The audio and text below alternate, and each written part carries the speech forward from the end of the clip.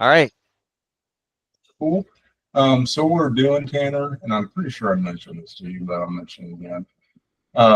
I've been using so far free tool where I was, well, the reason Tanner got involved, I think, is because he was digging the podcast. And Yeah. so I'd have to throw, if I didn't have it ready, it'd be like on Monday, where's the podcast? So it's cool. But I've been making those with this third-party tool, and it's been free, but now you're going to start charging for it. So you can get this is weird, but to get a transcript out of Google Meet, you'd have to record visually the meeting, or you don't have access to that. Weird. At least that's what it said. I figured this out after the fact, I think. Like I said, Mike's helping out record that right now, and I'm still doing the transcript from the other tool because I'm not paying yet. And we'll just go from there and be all good. Just want to mention it because, well, I was gonna make a joke like this is not work Zoom, so don't be too hung up. Just FYI recording.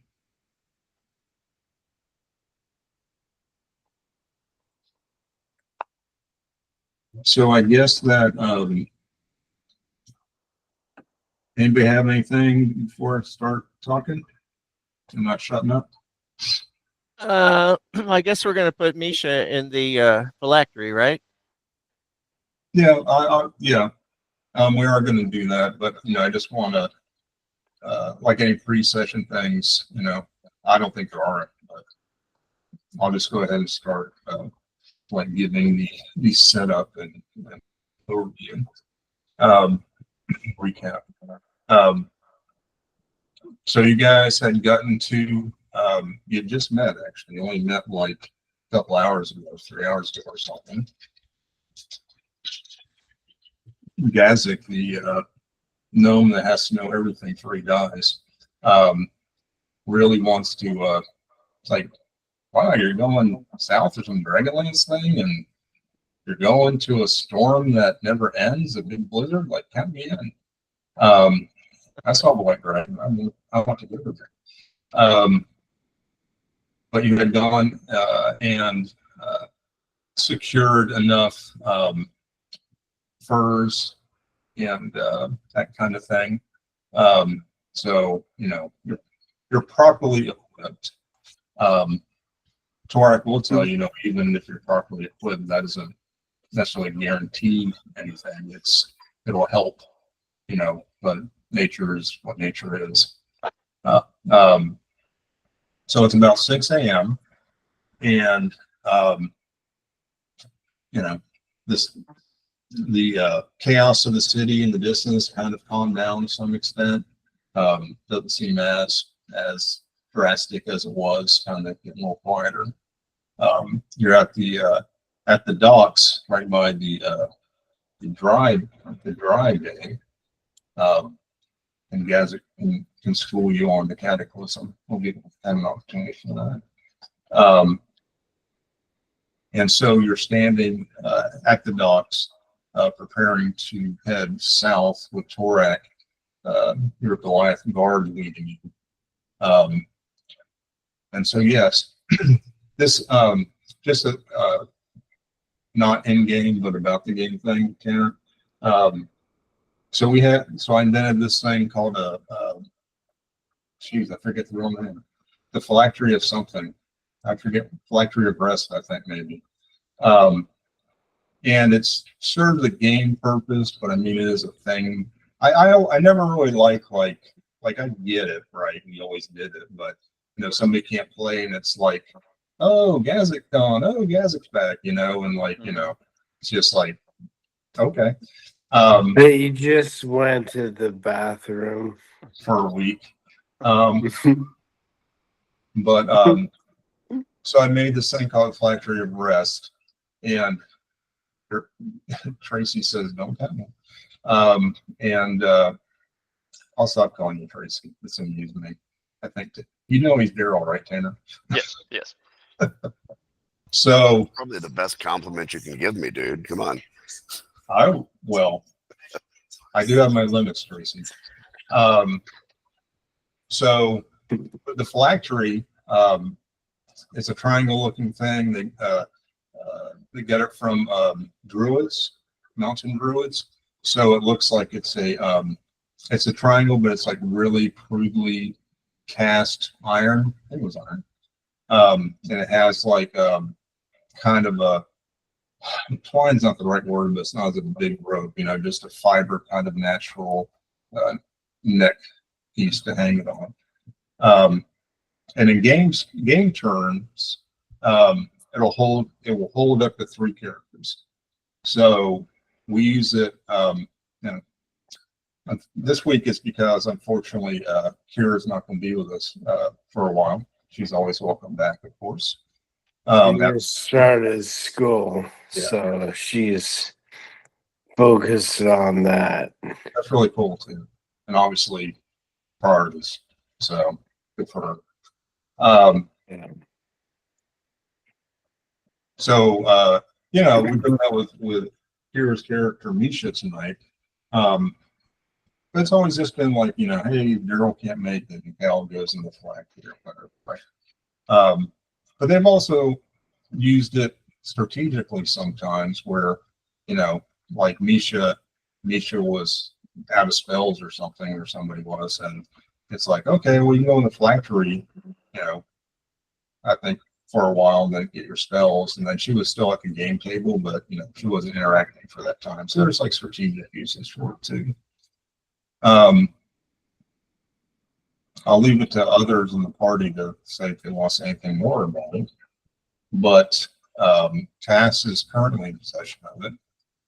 And so, as Mike said at the beginning, Cass should put Misha into a phylactery. Yep. Well, let's see. Technically, Yazik was in the phylactery, right?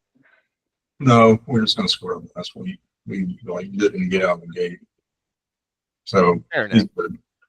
Okay, excellent. All right, so yes. yes. Weeks ago, then I went to the ER. So yeah, we're good.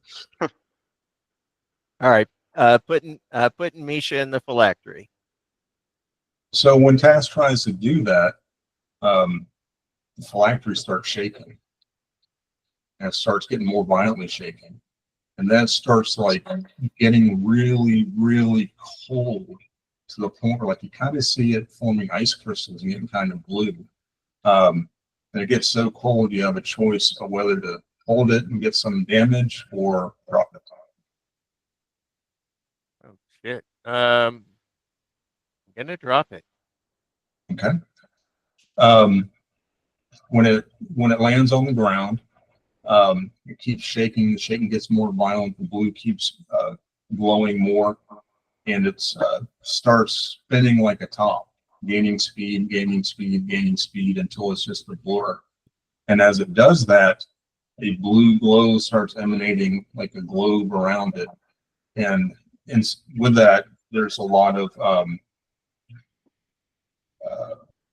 I just hesitate to like call it like, you guys know what like a hurricane looks like from above. It's kind of like that. The cyclonic activity where it's all blue lights and sparks and trailing and things like that. And then all of a sudden there's a not an explosion, but all of a sudden they like dissipate, and all that goes on to Misha.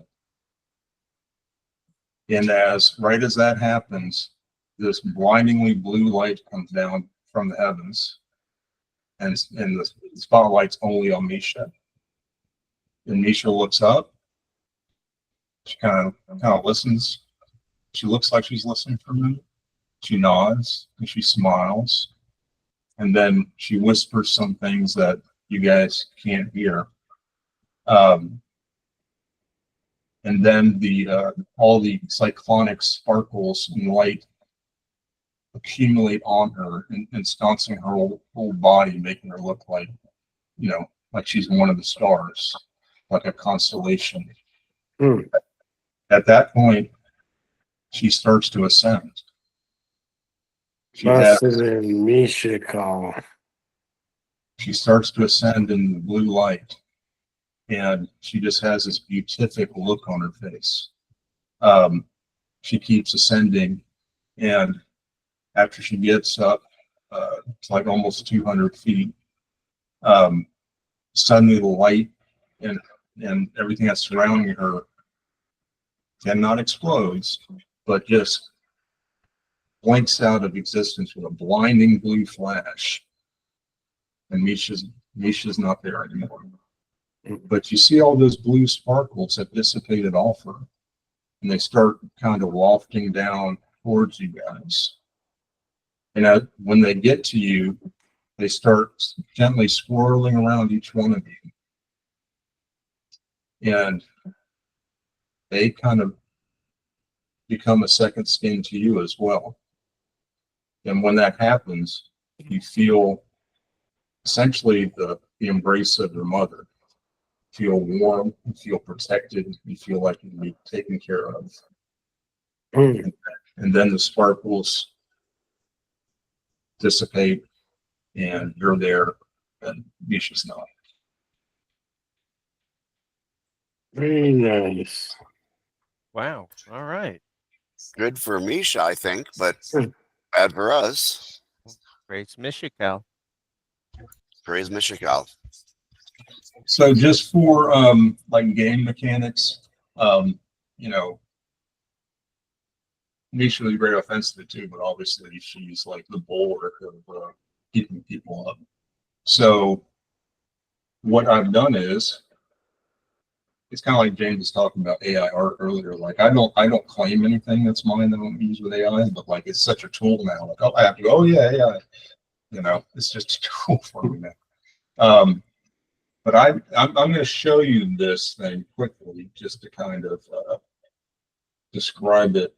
Go through it quickly. We're not going to look at it that long, but I'll give you like the idea of how we're proceeding. So let me see if I can find and share the correct thing. It's that. Yeah, it's that. So you guys can see that. What's going to happen is essentially Misha or Mishikal or both are kind of keeping an eye over you. Obviously, you guys have had a lot of interaction with the 7 good gods of Karen so far. Gazak hasn't got this boon yet, but the rest of you were chosen as champions of the god by each one of the respective gods. And so obviously Misha would still have a vested interest in your survival. So in game terms, what I made is like a healing emulator. And I can, like, for example, hey, we need a level 3 cure wounds. Like, okay. And then I put in praise Mishikal, and you go, praise Mishikal. And it works. Oh, it's down here, sorry. And in honor of cure, I did roll 1, so I feel pretty good about that. And so that would be 6 points, right?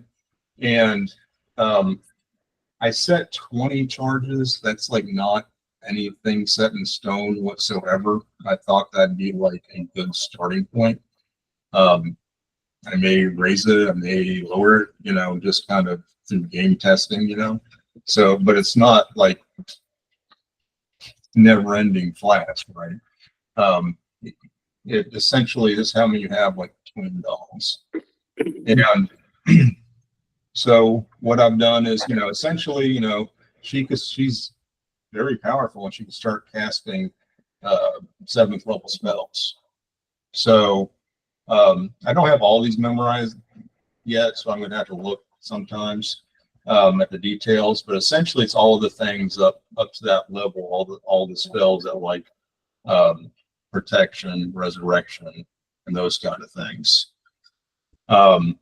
Again, as a game mechanic, the way I'm using the charges is that, use a 5th level spell, it tells me, it gives me some information. I don't know why I have to change that, but 6, I don't know. Right now we have 16. Praise Michigan, you got 11. So obviously, there's no like, I don't want to dissuade you from just going like, hey, let's give Cal a cure like wound or whatever. I should have shown you at first. Maybe you saw it. I'll share. But I also have this area that's like ad hoc healing. So again, like you want to say like critical wounds, 5th level for like that's fine. But in the spirit of it, that's a role playing thing. Be cool, like Holy Mother Tass has been grievously wounded. You aid him, and then I would kind of base it on that. Is more the idea. And since I have like this ad hoc area, it says healing, but it should be considered protection as well. For example, you guys are about essentially going to Arctic conditions. And you might say, dear mother, we're freezing. Can you help us stay warm? And then I'll assess like what that might be. And I'm not going to say like, hey, that was 6 turtles or anything, but I'll assess that, what that might be. So does that make sense? Any changes? Any questions about that? Sounds great. So yeah, James, you can tell Misha has Ascended. I would hope she'd like that. Yeah. Thank you. Yeah. Torak doesn't know what to do. I'm sure. How's Ghastly feel? I was just like, what's going on? She's not getting those gold pieces back. You still have them, but whatever anybody has their old from this they do have. Of course, the rest of it is, I initially thought of just having her crystal staff fall, but I thought this was a little better, a little more flavor. Very cool. Yeah, thank you. So you're there, you're on the docks, freaking out about Misha or whatever. You like not freaking out the right word, because like I said, you ended up with a very warm, motherly embrace feeling through it. So you don't have any concerns for her, she's someplace that she's really loving, that kind of thing. You might be concerned that that shooting thing up in the air might attract people. Would I have an ulterior motive to this, gentlemen? What happened? In a heartbeat. So we should leave quickly. Yeah, they've From a known me for a gaming long time. standpoint, Mr. Dungeon Master, have we had a chance to do any resting, healing from the last battle that we had? Not at all. Do it on Tass's boat. What about Tass's motive? Or around the dock and going south in the water, right? No. All I right. don't think there is any water. Yeah. Oh, Frozen. I'm sure I get where this came from. I think I get where it came from. So back for the cataclysm, and you're seeing boats out, out. You're on a more dock, but there hasn't been water in 300 years because the earth rose up and then other parts collapse, etc. gotcha. So Torak will tell you that. Oh, just to finish answering the question. No, you guys haven't actually had any rest since 6 a.m. And 6 a.m. again, about 24 hours. We actually rolled last time. We'll just keep, and because you have to start saving it about exhaustion with something like that, and other things can cause it too. Tass unfortunately failed. So Tass has a level of exhaustion. I can't remember if I mentioned this, but the way that works, Mike, is that we are using the 2024 rules in this because they're much better and simpler, which will do as needed, and it'll just become 5e. But you're -2 on all your D20 rolls. So to hit, you're doing this DC check. Anything that's a D20, you're -2. And your speed is reduced by 5 feet. So he's still as fast as everyone. He is now. But those can also accumulate. And the way it works is for the first 5, like those are just multipliers. So if Cass got another one, he'd be -4 on 20 checks, so -10 feet. If you get to level 6, you die. So I would recommend avoiding that. Anywho, so Torak says, we should get going. As Elaine mentioned, that was incredible witnessing that. I'm chills, but that doesn't help us hide any. So we should get going with all haste that we can. Again, it's very foggy. So, in game terms, you have obscurement, which lets you hide and stuff. So Torak, obviously interrupt me anytime you want to do anything. Torak says, follow me. I know that the terrain south of Tarsus is kind of has nooks and crannies. A lot of it's coral reefs that came up when the earth came up when man defied the gods. So there's kind of like little, they're not like canyons, because they're not that big, but essentially you can stay very unseen going through that. Cool. It's not the fastest way to move south, but considering that's my recommended path. Let's do it. Cass wants to pick up the phylactery, as long as Oh, it's safe to good. touch. Yes. By the way, Yes, I should have. I said everything flew off, and it did, and we're focused on Isha, but the spinning did slow and it stopped. And when you pick it up, I mean it's cold, but it's not like it's not blue and it's not anything damaging. all right. He's going to do the like oop and Yeah. okay, pick it up. Okay, you guys. Ooh, Jen goes sideways. You guys doing anything other than following gassy? Let's do a marching order and go from there. Okay.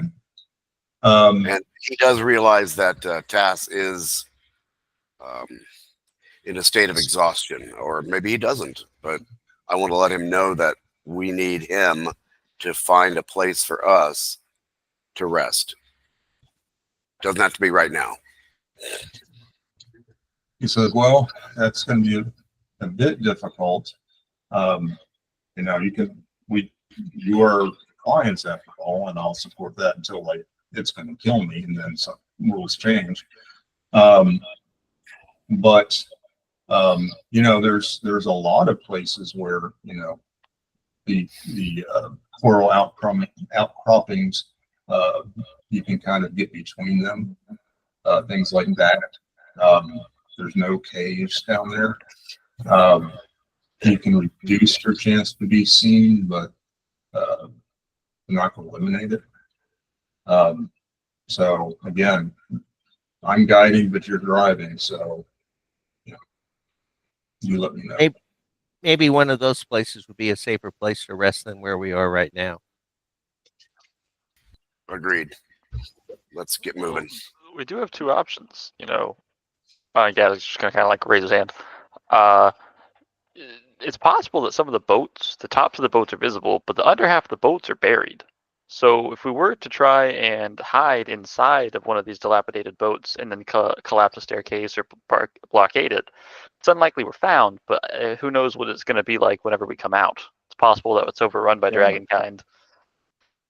Or It's it's empty. coming out that's the issue. Interesting. Good thought. All right, Good so if that's an option, we can certainly find one pretty much like that. And nothing lives in them, so it's unlikely that we'll be found. It's just a matter of Well, what the environment will be like.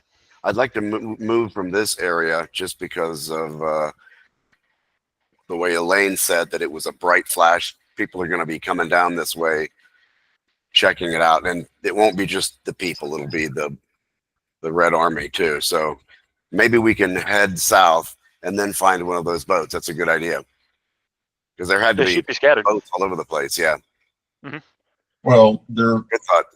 so it's a dry bay, and so a lot of boats are accumulated there. There used to be an ocean here, so Torax says I have seen some boats, but they're few and far between. It's not like we can count on that. So essentially, you can do that now, or we can start moving. Right, because the boats are all congregated here because it used to be a bay where they would dock or moor or whatever. I vote And we start moving. Yeah, tassel soldier on. You know, if everybody thinks that's safer, I can go. We'll try to go a little while. I'm very, very injured. However, if things get rough, I can always polymorph. What? You know, turn into a big ape or something. You know, You're What? down. You're down. How many points? I have 6. Oh, Out of 7? Pretty much. If somebody were to throw a wet paper towel roll out of their window, it would kill me. I'm gonna then, with your blessing, I'm gonna do a cure wounds on you and touch you for 2d8 plus 4. Complete consent. Please. You guys can always call upon Bishop too, not to undercut the power of Paladine that flows through Cal's veins. We could have had Misha heal us before she left. Too. Well, there's 9 points back. I mean, That's more than I had. You feel that Misha will in a way be healed. And I don't mind having Misha help us, but I'd like us to try to do what we can on our own. Yeah, and again, I can turn into an animal if I need to. I gave you 9 too. Oh, thank All you. right, there you go. Heretic's like scratched, but it's all right. He's only 11 down. Something Yeah, I'm to down note, like almost 30. I can't heal any of you, but if you feel that you are about to be knocked into unconsciousness, I can transform you. So just feel free to let me know in the heat of battle if you feel that you're in danger. I can turn you into something very large and dangerous. Like Heretic? Larger. Larger. Oh yeah. Heretic's suddenly interested. He's suddenly like looking at you with more respect. He wasn't looking at you with disdain, but he's going to be in the background as much as he can. He doesn't talk much, but you see the only 6'6" beside the Goliath, 8 foot, the dragonborn kind of go. It's kind of nod. Well, if ever he wants to transform, he can too. Whoever wants it. Sounds like fun. So we're gonna Lee, I used second wind on me. And I can cast another heal for Gal. What's the character's name, Dan? Gazik. Gazik. Yeah. Yeah. Don't worry, he's not particular. So 12 more. Oh, yes. I'm almost at max now. It's not a large gap. How's Cal doing?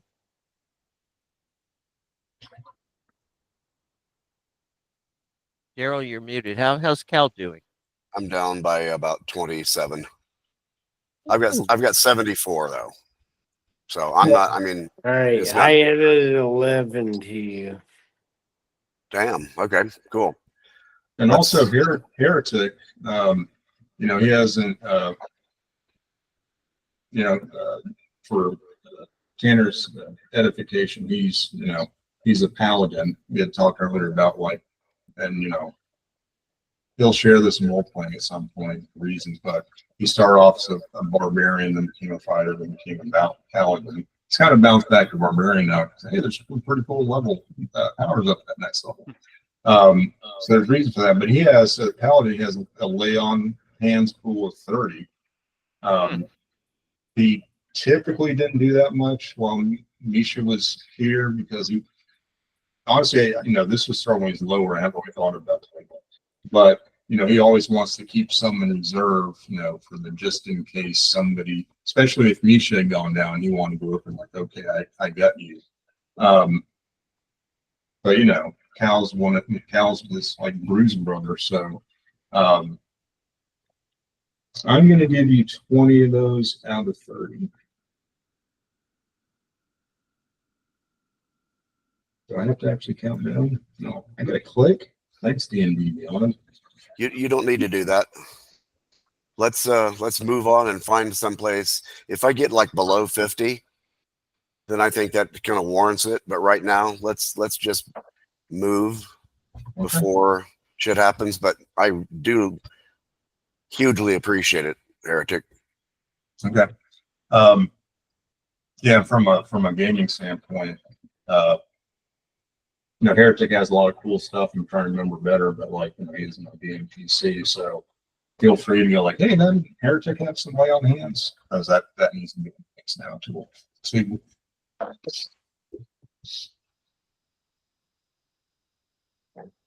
yeah, from like just from Lee's DM perspective, I think it's really cool that you want to like go with what we got for the most part. And you know, I wasn't trying to like flip that on you for like a better word.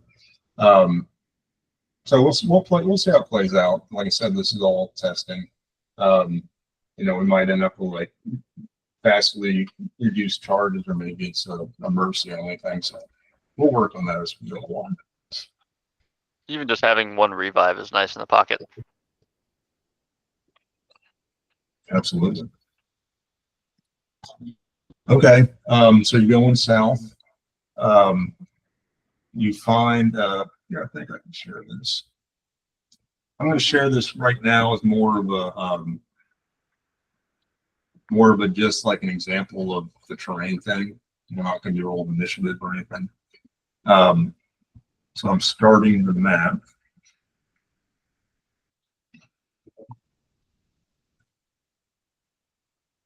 Everybody see it? Yeah. So this is the kind of terrain he's talking about. You know, it would look pretty cool, and I know Gazik's very inquisitive. Like there's, you know, fossils in these outcroppings, yeah, mostly coral. So you wouldn't want to like, you know, scrape your hand across them or anything like that. But that's essentially the terrain, that kind of thing.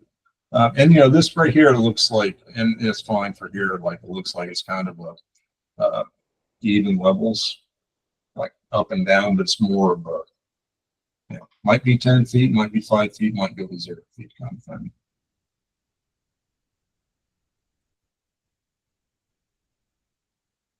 Do anything else other than heading south? Tess will keep his eyes peeled, just looking around, see if, you know, just watching out for anything suspicious. just want our guide to know, while we do want to get away from town, we also want to look for a place that is suitable for us to do a rest. Absolutely. Just tell me like how far you want to move before we do that. Task got? roll. A couple of hours. Oh, okay. Yeah. Yeah, I'll just keep relaying like how much time has passed, and you know, just tell me. Task sees some flying things that seem to be heading their way. Your way. I'll let everyone know that things in the sky, everyone. Some frost-fanged draconians. Those are. Yeah, I'm going to share the pictures because I don't think Tanner's seen that. Tanner's seen two of them, including that mutant brute that he had to kill, and Tanner wanted its pal. But I actually closed it. Just like a second. Actually, let me just do it with a file explorer because my G drive to do that. I'll do that faster.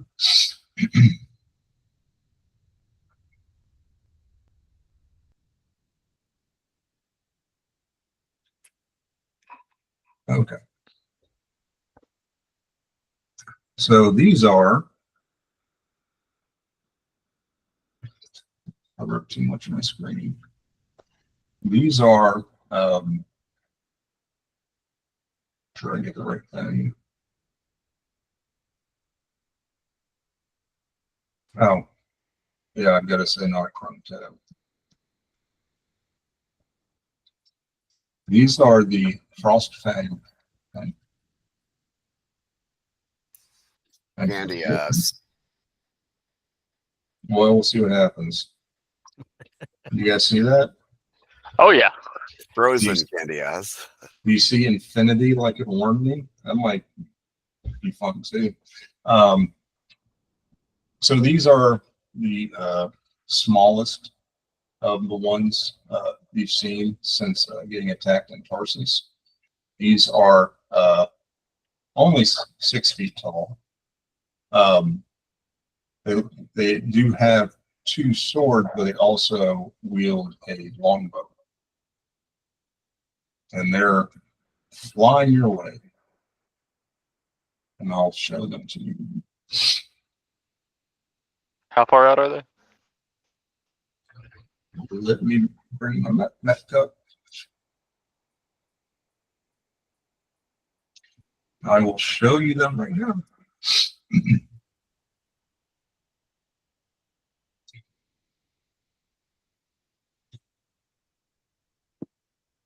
So they're coming in. This is one of those examples of the coral being up and down. So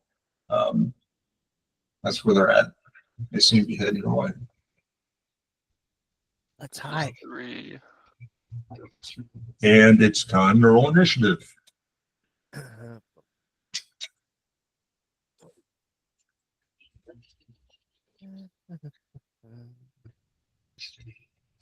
I have 3 more heretic this time. Everybody roll?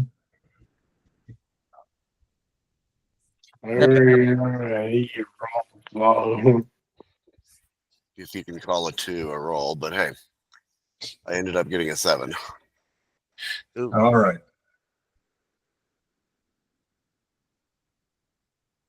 Nobody had higher than 15?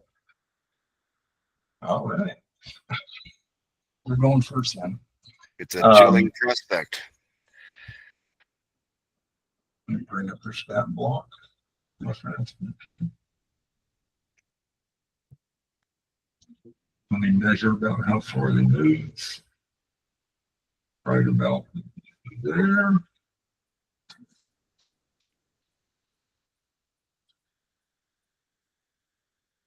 Get to about right there. And for their action, they all drop those blue glowing smoke bombs that you saw while escaping Tarsus. which for Gazik's sake, he would have seen them, I'm sure. It's essentially like a blown glass globe of some kind. When it hits the ground, it shatters. And the smoke starts coming out of it, and there's also light associated with it, and it essentially rises up to a height of about 100 feet. So that was their action. That'll take us to tasks. Oh, by the way, I put you guys in this order because like it made sense, kind of Misha dropping out.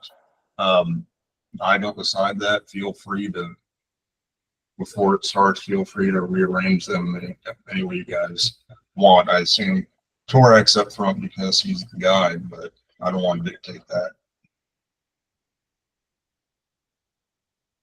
I'm pretty okay with my position.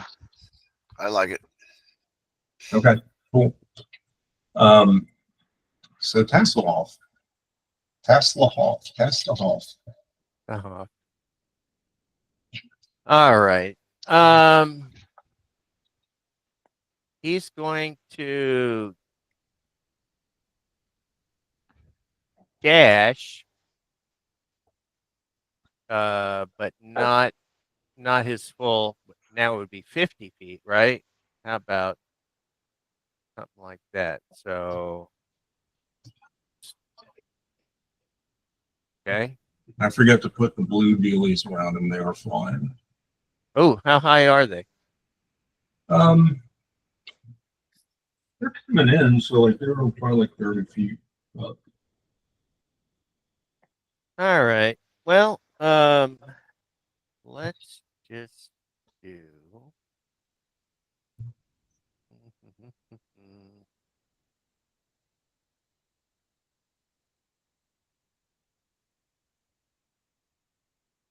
Let's try to shoot one with the short bow. Let's see. How about B? He looks closer, right? Yep. Oh, that was so close, man. That would be a 15 because I'm -2. I need to refresh my memory for ECs. What'd you get?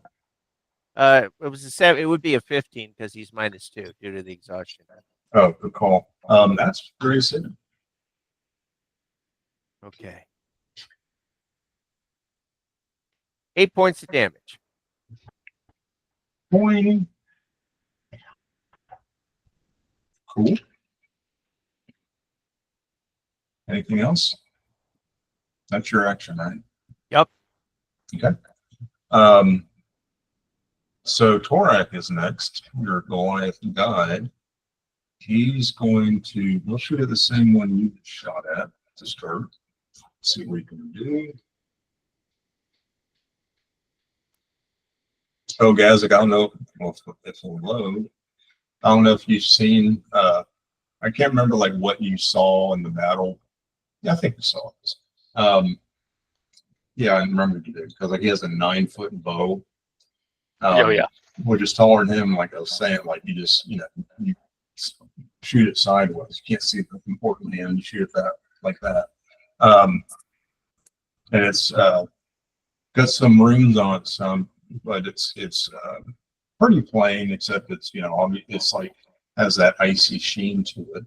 Pretty obvious. It's some kind of and so he's pulling that back. He's going to take a shot at that one.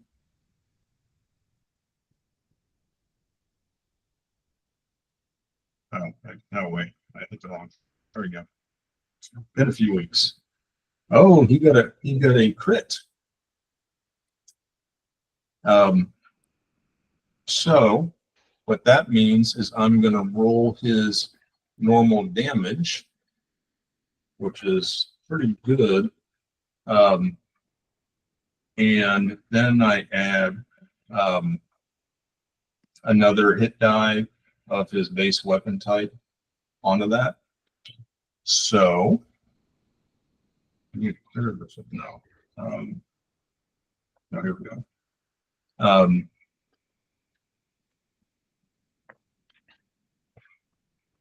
Where'd that up? Why go distracting me? So that is 32.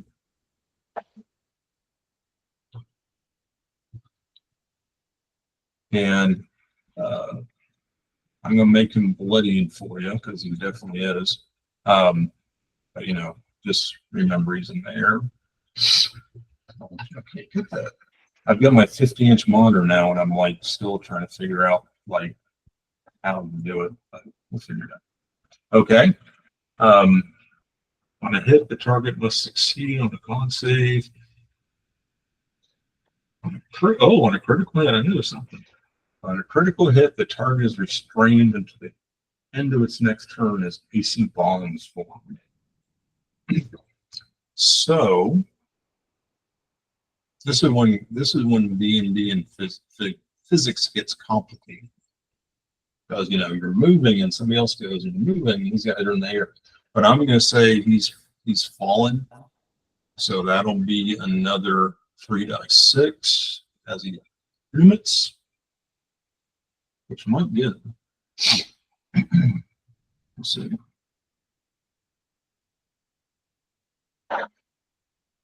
Oh, that might have got him.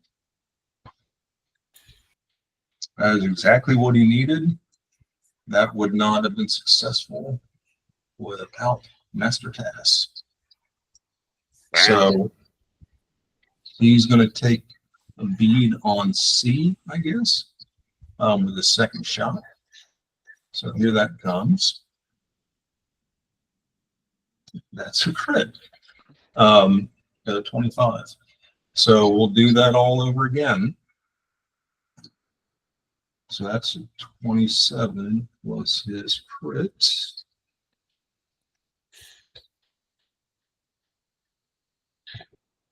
So that's my 31. But he also gets encased in the ice. So he's not flying anymore. He's encased in ice. He's going to hit the ground in D&D physics type. And he's going to take another from falling. Do you know falling and dropping things on people can actually hurt them? Inside joke. Never seen it done before. Shut Yeah. up. Yeah. So that's 41.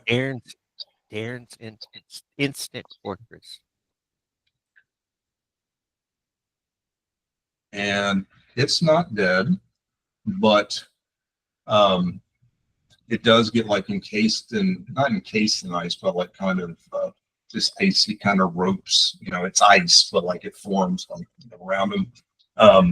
He doesn't have opportunity to break free yet, but on the next turn, should he somehow survive, it'll get a chance to break through. And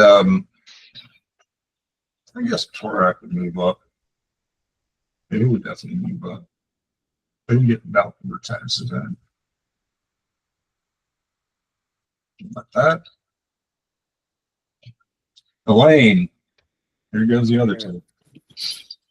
I'm gonna cast Hunter's Mark on the A one Okay. and then shoot him. 33. Get used to that. Not at that 20. No. Just a normal. Yeah. That's just a crit. You almost got the double crit because we play those two, Tanner. I don't think that's really rule, but if you get like if you had to get a 35, like yeah, you should get something for that. Now I just let him add for a while until it finally tells me. So a total of 18. Okay. I'll shoot him again. Cool. 25. That's a crit. What you needed.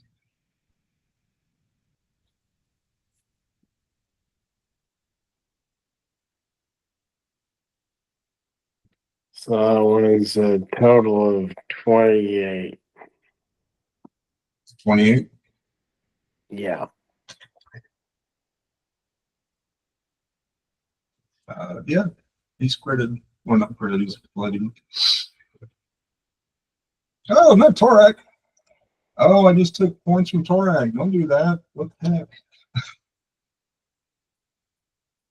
Oh, I took more points from Torak. Ah!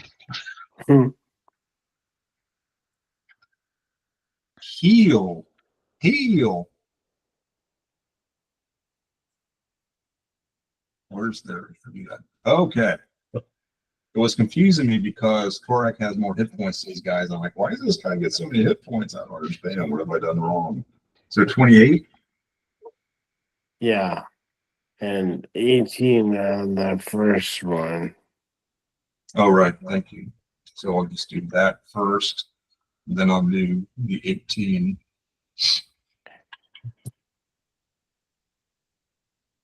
He's definitely bloodied. He's not dead yet. He does not look good.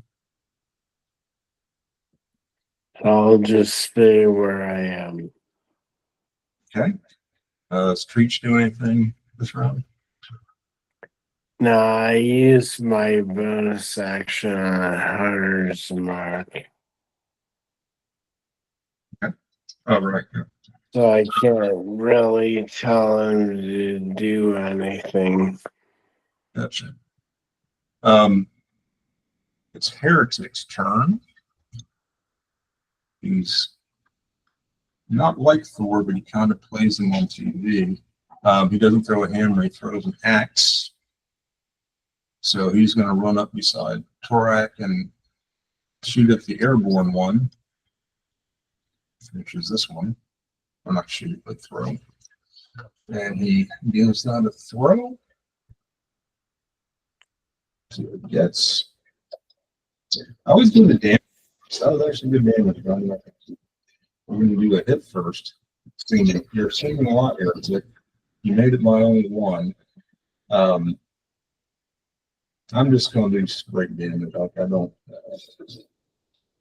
don't see the need to stack up any smites or something.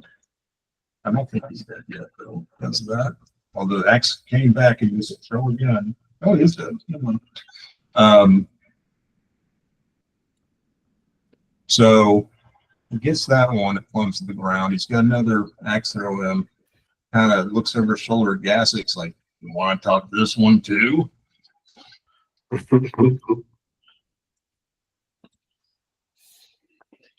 don't think he's quite capable. That's a no. I mean, I'm always down. I say, yeah, let me sleep him. Yeah, he didn't own you.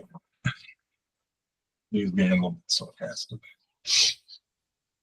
Although he made this.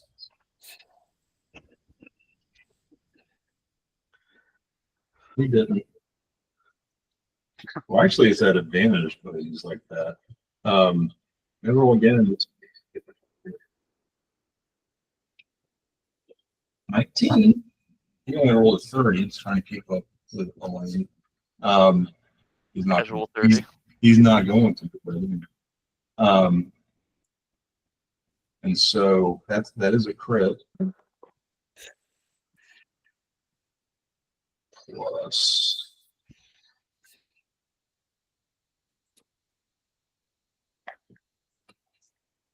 I think he's dead.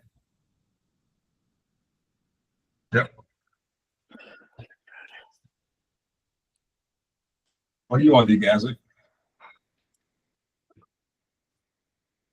We're I'm pretty content. We're not out of turns. They're all dead though, right? Pardon me? All the enemies are dead for now. Nobody lets you out of combat for some reason. Those that we see are dead. I feel pretty safe where I am. I'll stay put. Okay.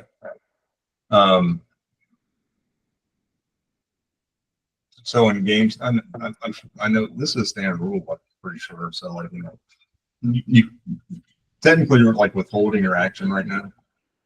Oh, I have never done that. Really? Yeah. I will definitely hold my action though. Oh, I'm curious now. Is that something we just do? We'll keep this no matter what. But is that not a 5e thing too? Okay. It might just be something we don't do, but I'm not familiar with any of like the specific rules for it. I'm trying to get more in line with 5e so we can like really see how it works. But yeah, there's still AD&D stuff coming up, second edition and first. So I believe like there's some rules regarding you can specify an action. So like you could be like, I'll hold my attack if something were to enter melee range, or I'll prepare X spell. You can do a target. Yeah. But yeah. Yeah, I think it's more generic than that. Like you said, it's like could be something else. Just get triggered, so to speak. But I can definitely hold my. If I can't hold my action, I will definitely do that. Yeah, I mean, whether or not it's an official rule anymore, I'm curious. And I'll look that up. We are definitely keeping it, but it's like kind of looking around, like, okay, I don't see anything new now, but I'm ready to spring into action. So I guess it's kind of like that same thing. Doing anything, Cal? Yeah, I've got the bow out and ready. I'm going to do a perception to see if I see any others. Okay. Creatures, presumably from behind us. But, I mean, that's where I'm going to focus at. Roll your perception. Okay. 21. A modified 21. Well, that's a good use of perception. Oh, God. What do I see? And from up here, you see them on the map? Oh, boy. There's 3 here that are coming in from the city, and these are actually kind of coming from, the other direction, as if they're maybe looking in a larger area, and maybe they're attracted by something like smoke. All right. And so again, just super quickly, Tanner, like you withheld, but you do have to wait until whoever's going or whatever's going like goes. Like you can't interrupt it and be like, I'm going that way. So yeah, okay. You do that. Then I definitely am taking shots at the Draconian bee with the longbow. Here we go. What do you know? How about a nat 20? Oh, nice. Plus a crit. And I'm going to be restating a lot of rules as we bring Tanner around. They've already talked to him about this. So I think this is actually the real rule now. I'm not sure if it's something that changed from 2014. We've always played that a 20 is double damage. And, I double everything just because I think a 20 should be kind of celebrated. We all still remember like from 30 years ago, somebody rolling a 20, like it could become the stuff of legend. So what he's going to do is, since he got a natural 20, then he also rolled 10 points above his creature's armor class. He's going to total whatever damage he does, like in normal attack, and it could be other things added to it, depending on what he wants to do. Then he's going to add that die 8 or die 6 for a bow, to add on to that, and then we're going to double all. So this would be fun. We may splat. Let's see. This is also only for martial classes. Sorry if you rolled stabs. I'm going to be angry. No critical fireball. Interesting concept. We'll see. I believe that would be 28. 28 total or double? No, doubled. It doubled. It comes out to 28. I mean, it's not a magic bow or anything, so it's a long bow. Well, that's four more than you needed. So he comes. Cool. Now Cal can move if Cal wants to move. Cal will take his second attack on Draconian A. Oh, I'm sorry. Yeah. Yep. Sorry.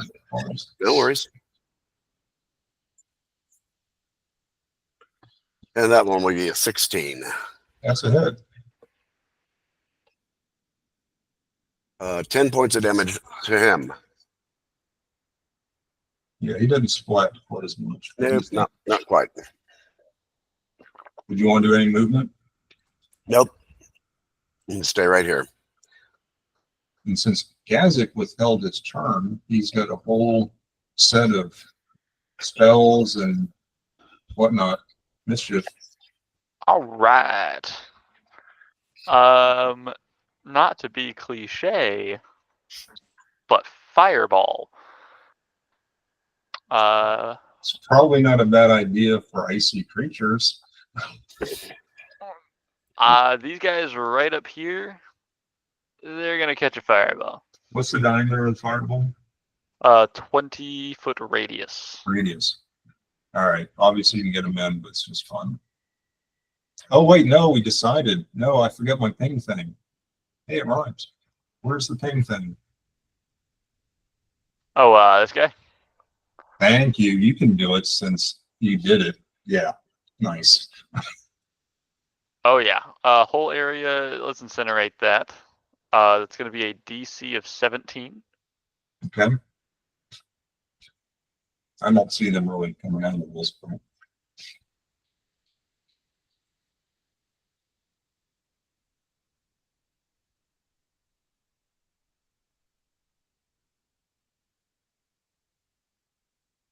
Oh, that was a bad fail. The next one. They don't like fire. So do your damage, and in this case, since they are vulnerable to fire, you get to double that. Well, that is going to be 28 doubled to 56. Oh, you and Cal right in the same boat. Splat, boom. There's not, icicles. I won't explode that one. So, yeah. Do your rolls, Tanner, do your rolls not show up on our sheets? Oh, that's should've. what's up. You're using the D&D Beyond sheet, right? Because that's what we play with, because it feeds automatically into like the combat and stuff. Oh, actually, I forgot you have to select roll to everyone. Oh, okay. Yeah. Please do. Yeah, I rolled it on the map, but I actually hit roll to self. Yeah, I mean, obviously not trust thing with anybody, but just speeds things up. That can be exciting for season 20. Yeah. Okay, so Gazik does have a move. He wants to move. Absolutely. He's scared of those bows. He has been shot by one. I'm going to fly 40 feet. Oh, yeah. My little cape. Right there. So that's a dim light thing. This is okay right now because it's early morning and there's heavy fog, but that's probably not going to last too much longer into the day. Yeah, once the morning comes, I am pretty stationary. Yeah. And that's the last person. So we're going on to the next turn. And let's see. Actually, maybe I should do that. I'm just trying to like kind of figure out. They do draw their bows. I'm going to kind of figure out. I'm going to say that everybody can be a target except Tass and Gazik. So on it, 1, 2, so that's 4. And Cal and I are like more than 90 feet away, so Oh, are you? they'd have a disadvantage. Oh, that's good. Thank you. Maybe the other ones too. Yeah, Heretic's 70 away and Well, the close. Torak is 65. Well, I got Torak in the front one at 61, so we'll say All right. fairly out. Of a regular. Okay, everybody's at disadvantage because it's long range, but they're still going to take a couple shots. Let's see. who the first one shoots at.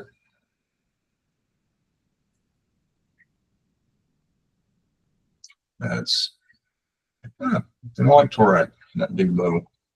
So he's at disadvantage. We'll see what happens. One of the cool things about actually, the D&D Beyond interfaces got a lot better. Different things I can do here. They've always had like the basic rolls built in. But now, where I roll to hit, before I actually roll, I can click advantage or disadvantage. So I don't have to like actually roll twice. So here comes the first one. 14. I have to check his actual AC. That's too low. Here comes, not too low, but too low. Here comes the second one. Oh shit. You roll a 20. Motherfucker. With disadvantage? No, that can't be right. You roll 20 with disadvantage. You not working right? You roll 2 20s? Natural 20s? I'm gonna make a couple test rolls here, guys, to see if like that actually happened. The odds against that are pretty high. 1 in 400. I rolled natural 20s twice in a row. I think he did. Yeah, I did when that Yeah. weekend that Daryl couldn't play. Cal Looks rolled like- two that's right, that was natural cool. 20s. Yeah, I just rolled some checks to see like the yellows came out. That's what he did. He's the king of the frostfangs, I guess. Okay, he actually hit him. So missed with the first one. Here comes the damage. It's only 6, but it's 6. And actually, Lee, are they long bows or short bows? Longbows. So long bows are okay for 150. I was thinking short bow. Oh, okay. Thank you. I'll the other guy shoot with that thing. Oh, no disadvantage. Cool. Thanks, Max. So Um, no, I appreciate that thing. It didn't seem to slow him down. No, the Goliath one kind of snapped him all figured over his head. But now this guy can shoot. And again, we'll roll to see who he's actually shooting.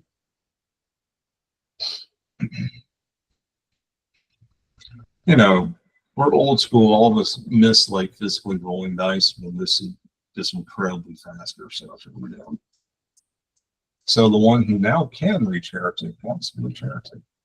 So he's going to roll. There's to hit. Nope. He rolled a 2.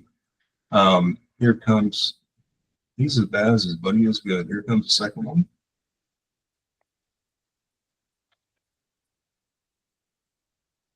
He rolled a 20.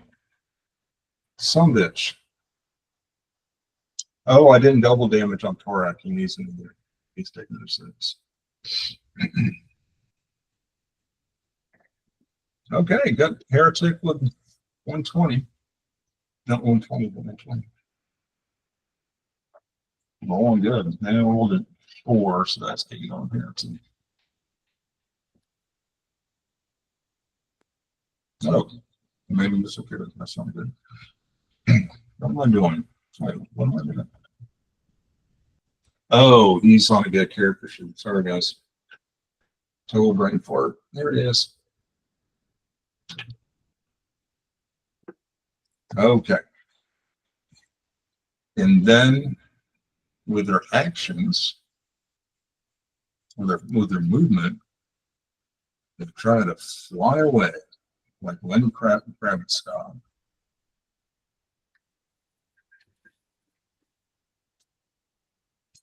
And, we have limitations on the map.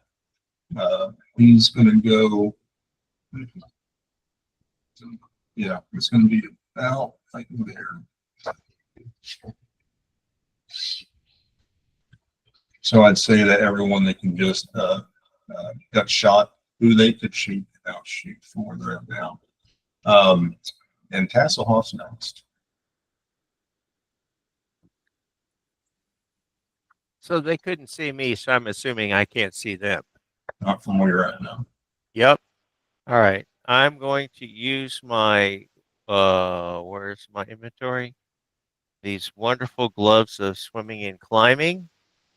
To climb this cliff here. How much can you climb with that? What's the if you don't know, don't bother looking it up. You can get to the top super easy. Like these, you know. So big- while wearing the gloves, climbing and swimming don't cost me extra movement, but they gain a +5 bonus to strength checks to make the climb or swim. And it looks like these cliffs are like 18 feet ish, something like that. No, they're lower than that, like I was saying, you know. Don't always spend so much time trying to get AI to get maps right, you know. So this is actually more of it's probably like 8 feet where you're at, maybe. It's Okay. cool that's come up and it's kind of uneven and a little bit of theater in mind. So you just have to scare for about 8 feet up, and then you'll see them. Oh, awesome. Okay. Let me do that. Okay. And then if I can try to take a shot at one. The one bad thing is you can't measure off the map, but you're within 60 of that other one, the closest one. Mhm. I think the other one's long range. Yeah, how is this guy? Yeah, I'm like, yeah, okay, the map wore out. All right. Come on, short bow. Let's do this. Oh, that was so close to a 20. You hit them. That's good. Woo! Take that, scumbag. That 7. He's the one that rolled 220s, little bitch. He has a comeuppance to come. I'm pretty sure Heretic's pulling back his axe right now. And Torak as well. So, okay. Good shot. Any additional movement type stuff going on? Let's see. How much do I have left after the climb? I don't think Well, I've you're really- down to 30 after being exhausted, right? I think you had about 20, maybe. All right, let's do. All right, let's go there. Close that. Over there. Okay. Oh, Torak's pulling back his bow. He didn't like the double 20s. Not one bit. So here he's gonna pull back his bow. Don't roll ones on the Torak.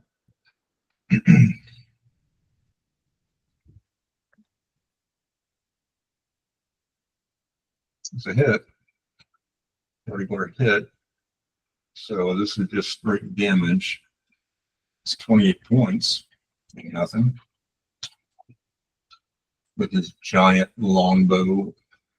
Here comes another one. Get a 20, man. We got 24. That's not a 20, and it's not a crit by 1, alas. But we'll do our normal damage. 28.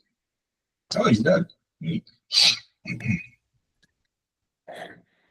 So he falls to the ground.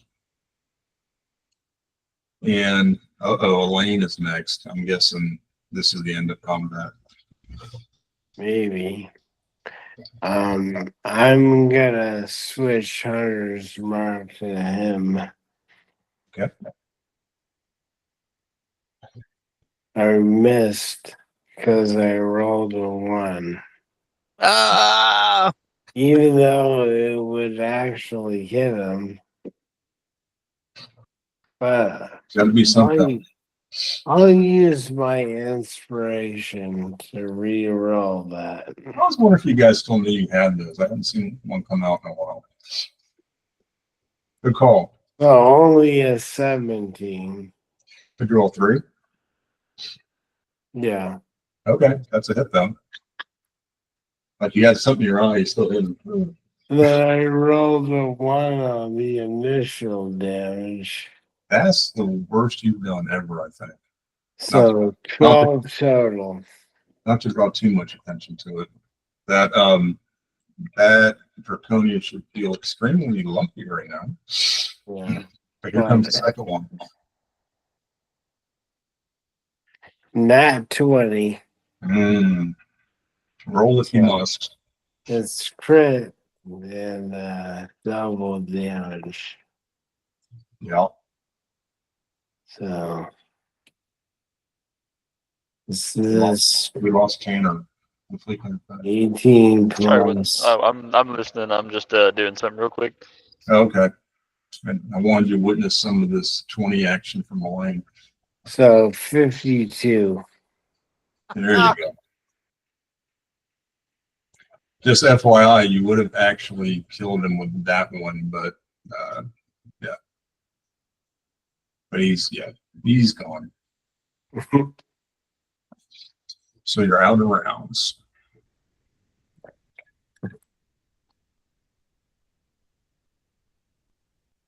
I suggest we get out of here.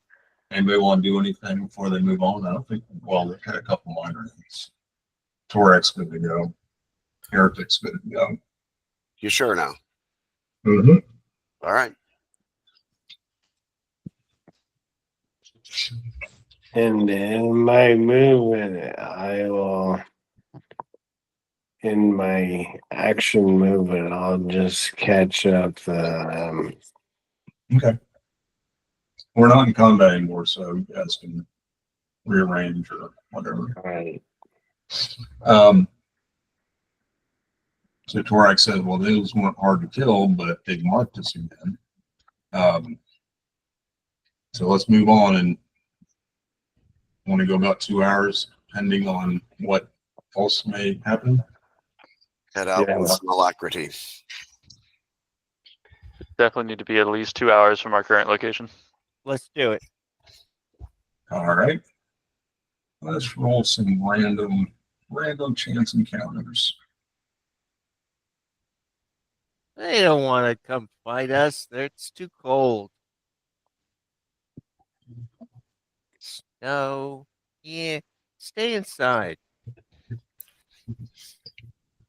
You've left inside. I'll try and make it not too real for you Colorado and Utah people. So you go about 2 hours and haven't seen anything else. He sees kind of a nook and or cranny that looks pretty secure that you think, in game terms would give you disadvantage to be spotted. That's about the best you're gonna get. Let's do it. Let's take it. Yep. So what are your intentions? Let's do a long rest and set up watches, right? So Torek will say, again, you're driving the train, but 2 hours ahead, all these coral mounds go away, and we'll be entering nothing but snow. There are some slight hills. Maybe very rarely someplace you might be thinking what kind of high, but it's not flat if you take my meaning, but yeah, especially from any height you would not be able to hide. The complication is that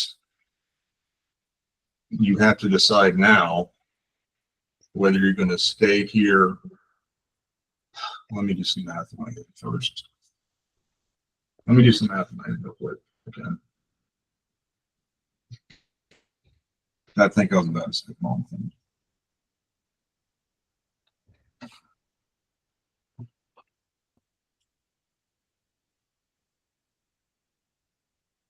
Oh, yeah.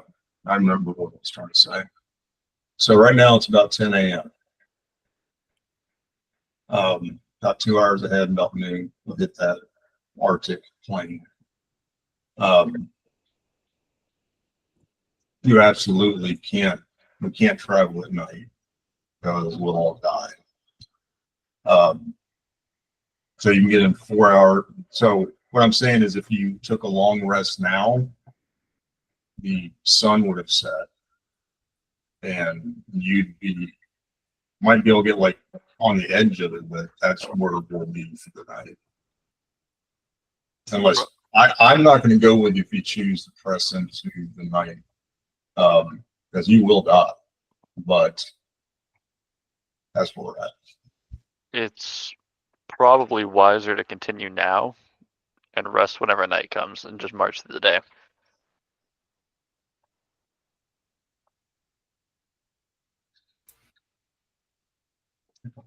That we're doing. Tarak, do you think that there is a place to you say in a couple of hours it'll be noon, and that's when we should hit this more level zone? Won't say flat, but it's more level. How long from noon is sundown? Yeah, I may not have it straight in my head, so thanks for asking questions. So it's 10. A long rest is 8 hours. So that's what? Oh, that's 6 p.m. He's right. That's when the sun goes down here. Okay. The sun's up from 8 to 6. So again, you can get to like the edge of it if you want to do that.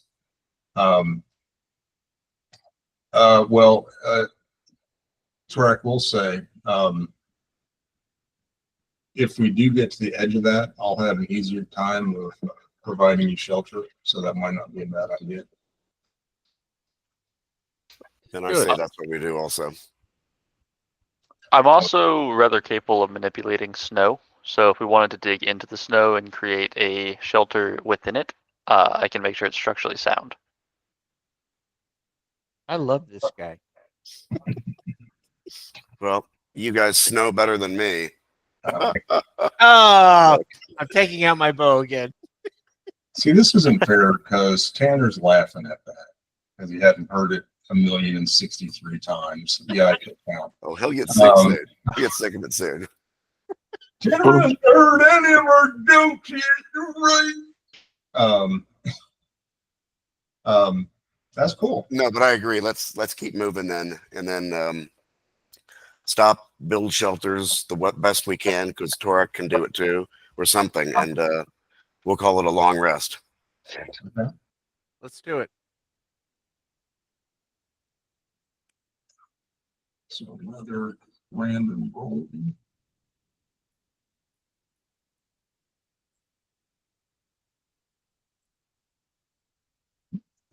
Okay. About 11.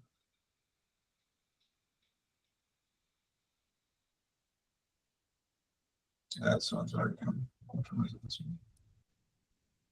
Yep. Right. At about 11, you've seen the map, right? And I'm going to rearrange. I'm just kind of throwing guys together. But like, yeah, what am I doing? I don't think I have a line number. No, I don't. Okay.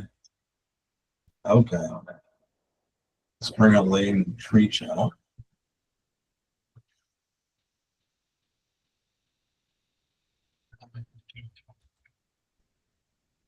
And it's preach. There's the lane. Okay.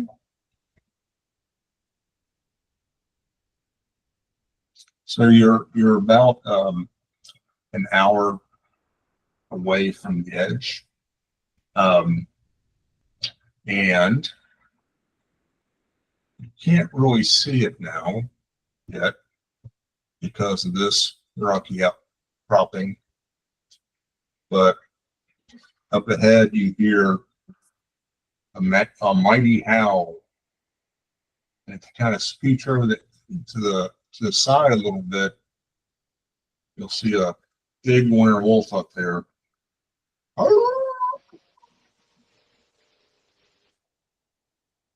Very loud, like maybe attention getting loud. And so, actually, I need to start. No, I'm ready to go. Okay. Wait, do I have everybody? No, because I didn't have a lane. Let me refresh the lane. Can also.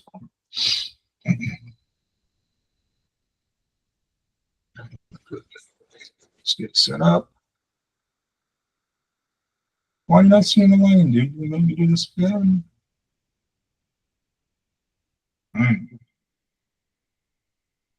I thought, yeah. One more try, and then I'll just recreate the show signs.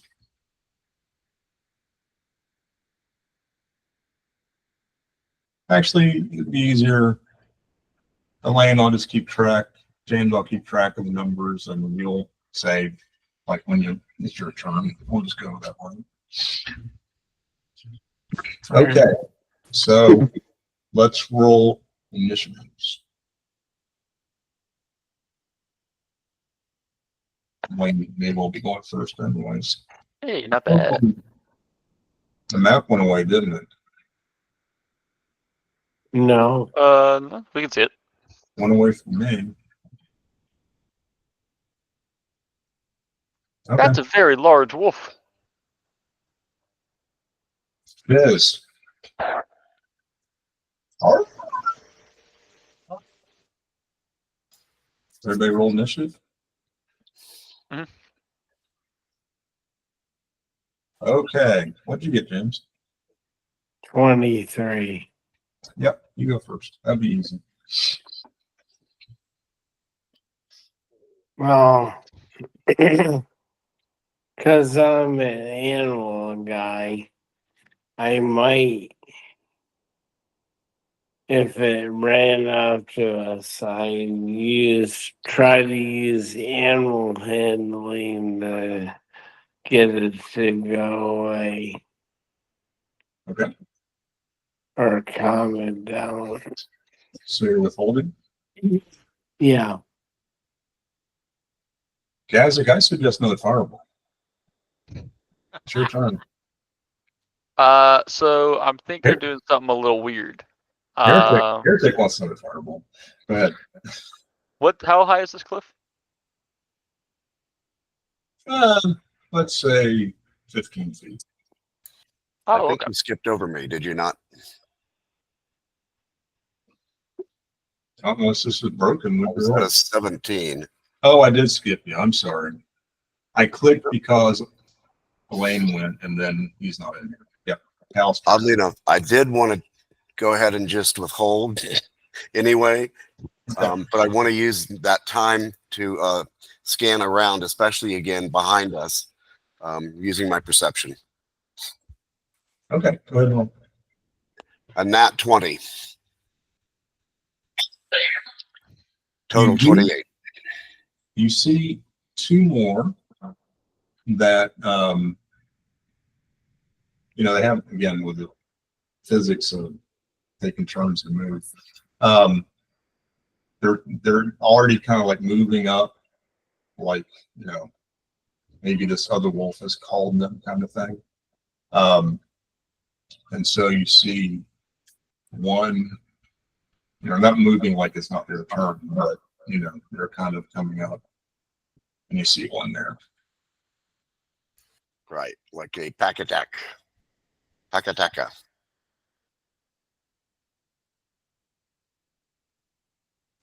You're still talking, your mic went out. I really hesitate. Weird. I will withhold any attack at this point. Okay, now it's Gazik's turn. Is this cliff also 15 feet? Sure. I am going to move next to it, Okay. and then I'm going to gesture at it and ask if anyone gesturing at the bigger people, if anyone can give me a boost up there. Not very heavy. And then I'm going to cast Scorching Ray on this wolf here. So you'll have to wait until like somebody can actually do that for you. Yeah, for sure. And good call, because like it is, the fog is starting to burn off, and I probably didn't mention, so your normal mode of doing that won't work right now. Yeah, I Okay. figured it either wasn't dark or I was scared to go in the air, and then the light come out, and I just. Well, there are things you notice flying in the air. So, um, okay, so that's Gazik's intent. We're not strict on like, oh, you want to do this and change your mind. Like, no, you said this. So, it's good to know so the party knows that you'd like a boost. Well, I could probably cast from where I am now, so even if I don't get the boost, that's fine. I can still hit him with a ray. Oh, you can, See this wolf, right? you can definitely hit him. I just going along with what you asked. Go ahead. All right. See, I'm gonna do all 3 rays at the same wolf. So it's gonna be 3 different attack rolls. Make sure we roll to all.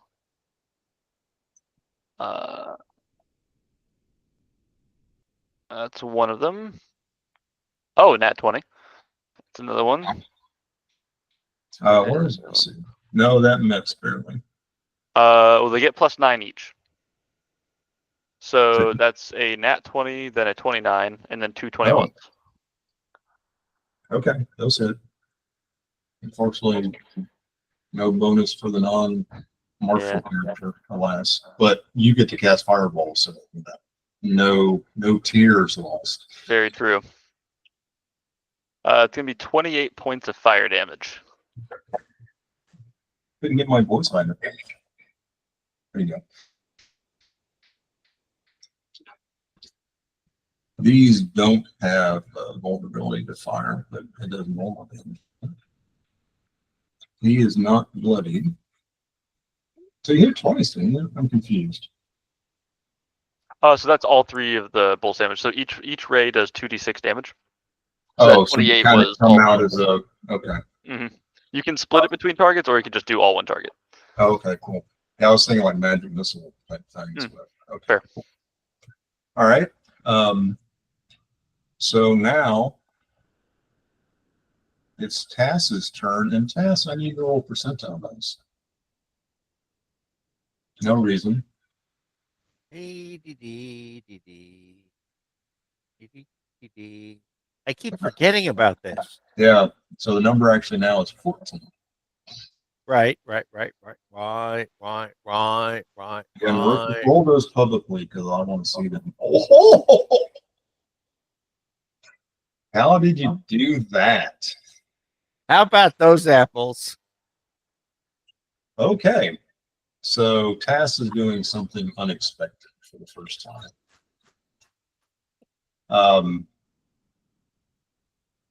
Yeah, I'll let you figure. Well, I will disagree with you on that part. Well, that's Unexpected. he's doing this weird thing. Okay. Always expect the unexpected. So, for reasons you might figure out or whatever, Tass in the back goes, uh-oh. And erupting from him is wild magic. And something's about to happen. And we're going to find out. It's not like I've spent way too many hours making an AI app that actually has 1,000 options. Oh, gosh. So to that end, I did have too much fun doing that. But I haven't vetted 1,000 options, right? So if I roll something doesn't make sense or whatever, though I don't like think that's a theme, I may roll again.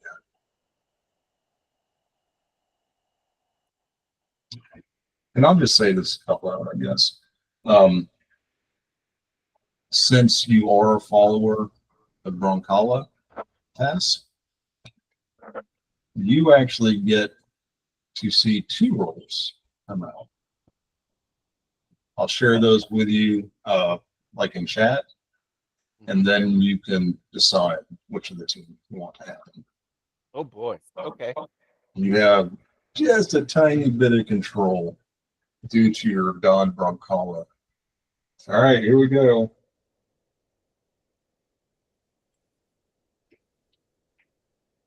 Probably not going to be that one, but the other one might be worse. Let me go ahead and paste that in your chat. Death by evisceration or death by flaying? Okay. Yeah, you might end up with this one. definitely worse things in there. Here's the first one. Let's see what's behind door number 2. What?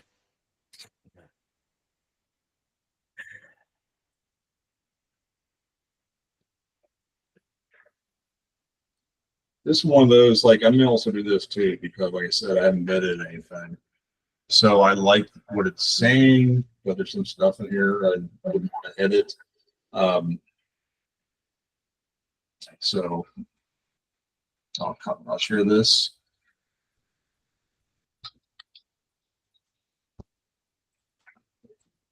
I can type.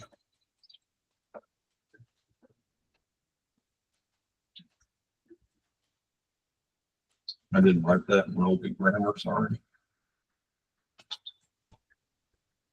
What do you guess which one you're going to do?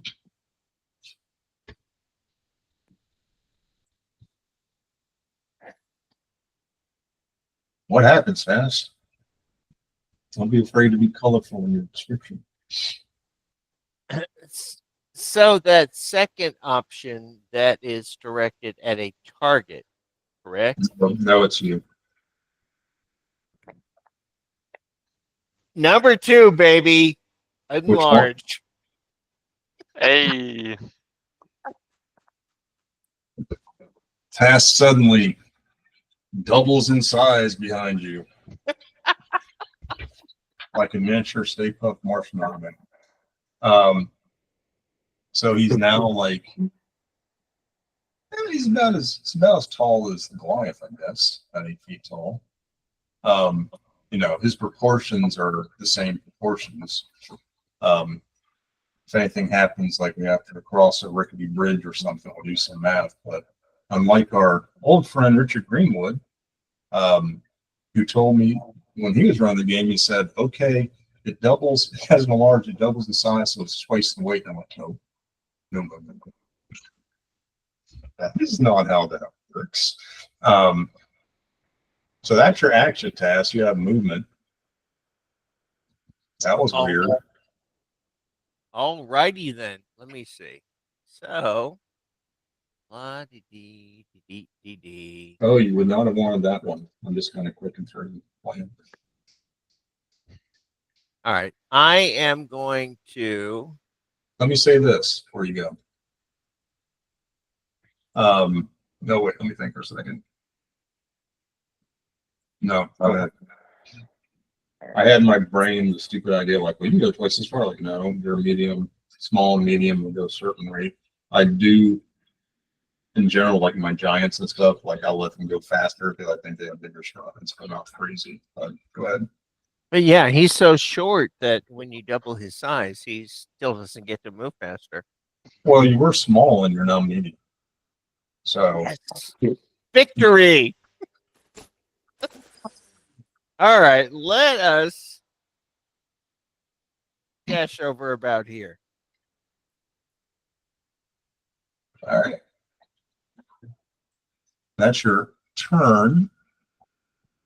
Heretic is kind of bewildered. What just ran by him? Looks like Tess. I guess I want to attack my formerly little buddy. So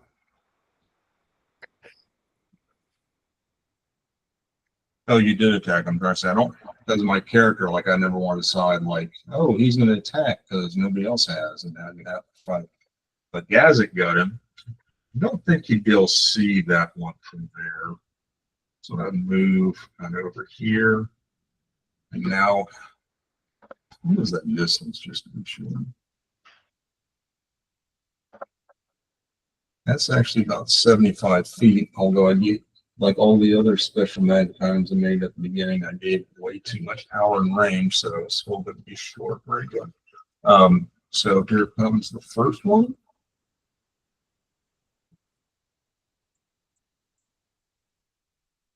Still hit. Roll 3.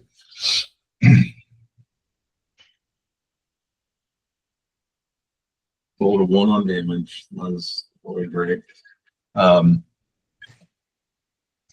guess I'm doing that. Certainly.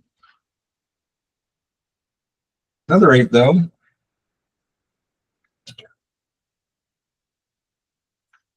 Okay. And second one. 4, still hit. Damage it. 13. A couple of X swipes.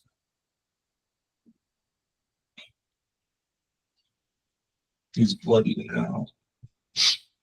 Wait, that's not good. What was the damage? Yeah, that was wrong. But he's bloody. And he'll stop moving there. Actually, he's kind of bemused by whatever the fuck this is. So, hey, Taz, split up. What's going on? What is that? And, oh, it's Wolf's turn. Okay. So, what is their distance? What are their stats?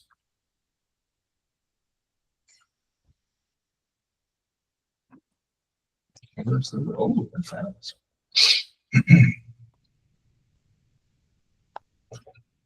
These aren't even things I created myself, which is probably so he jumps down, he moves 50, but that's only about there. The next one,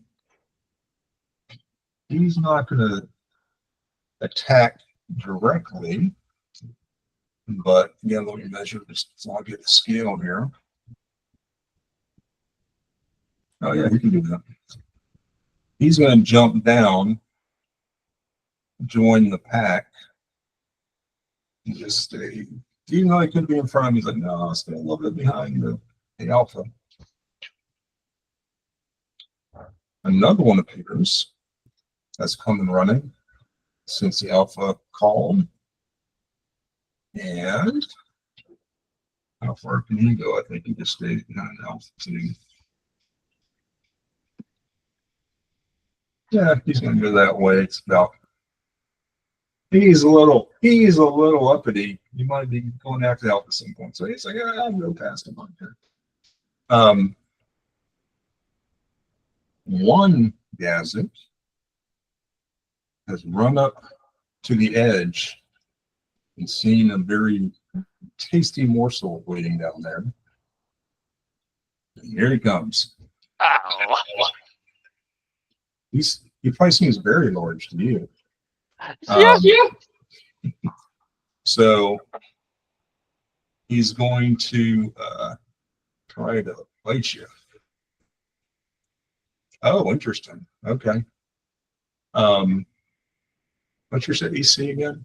17. 15? 17. 17. Okay. 22. So he has bitten you. So you're going to take 12 points of damage. Ew. And when he lands on you, his paws have landed on you in a forceful manner. And it's a situation where you actually don't get a save. You are prone. Now, let's use that for prone. So, pretty sure that's the official. I mean, I know it's official rule for prone now. We updated it. So, if you're prone, it takes half your movement when you can go to stand, and then you have whatever movement you have. While you're down, other things can attack you at advantage. You'll be attacking things at disadvantage if you go like a melee route or something. I think that's all associated with that. Yeah, I think so. So yeah, he's kind of got his paws on his. So you get that going for you. That's Yeah, quite, love that. that's quite a bit.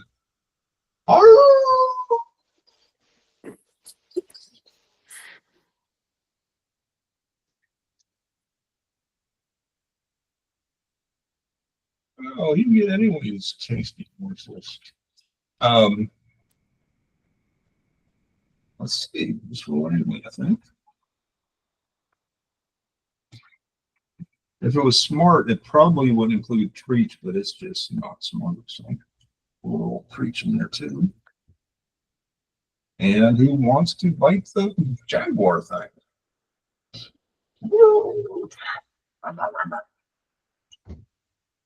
What's treaches they say? 17. All right. I didn't see it. Roll.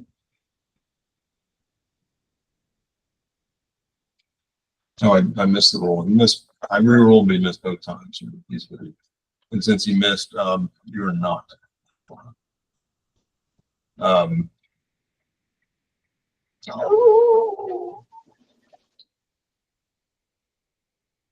One's coming running up.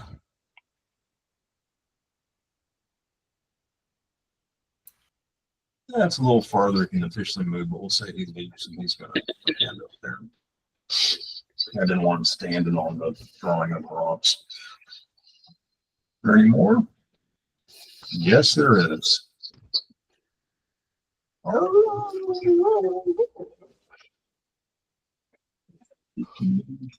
About.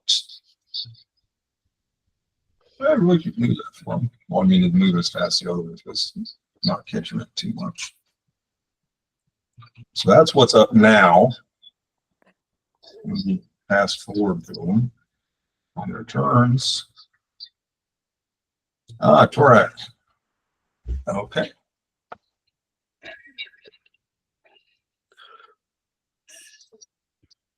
Let's see what oops.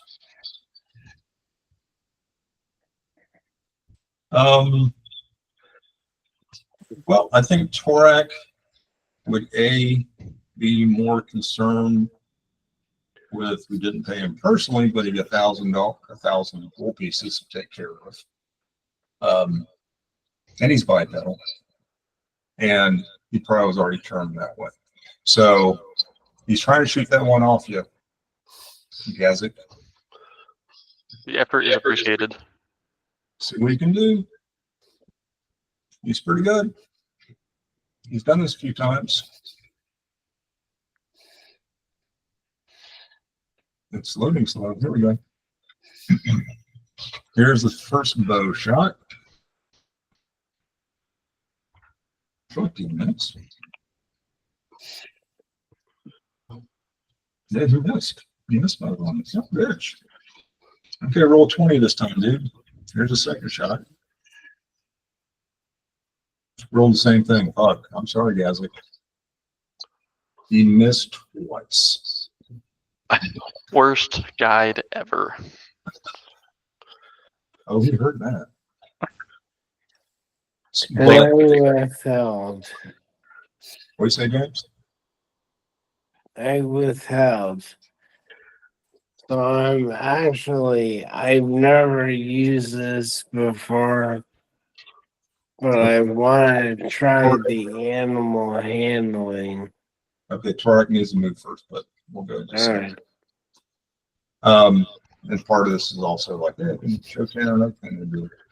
I don't think it's official rules now, but I also understand like this is something everybody house rules because it just feels dumb. And I'm going to modify this because I haven't told the other guys this. I was watching some videos on that. We've always defined like you can pull out and stow something, but you'd have to like drop the thing, or you can pull out and stow something. We always said like instead of stowing it, you'd have to like drop it. But everybody else says like no, just let them stow it. And even one of the dungeon dudes was like, yeah, we actually tested that. And you can do a lot in 6 seconds, you know. So he's going to stow his bow in rhyming fashion. And I don't think your guys saw this. Well, you would have seen it back. But he's got this giant maul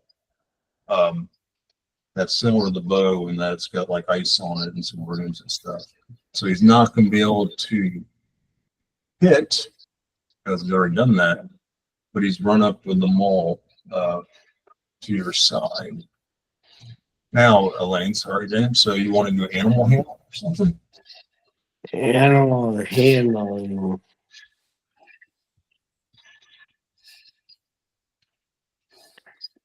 So it's the second on this skill list. It says it allows you to calm or train an animal or get an animal to behave in a certain way. Okay. Michael, we haven't done this. Let me do a quick. I tried to look up the DM rules, but I couldn't find it. It may just be something I adjudicate. I'm not sure, but since I don't know, real quick. And while you're putting thought to that, I also withheld. Okay. You may go next. Sorry for not asking that issue. No worries. Or just chat out. Yeah, just see what the internets might see. We'll make it quick.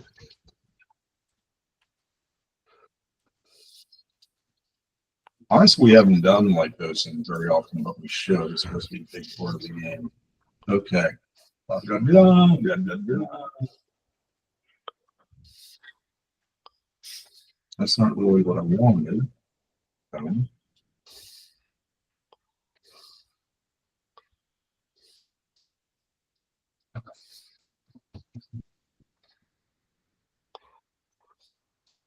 One more quick thing, and then I'm just gonna go.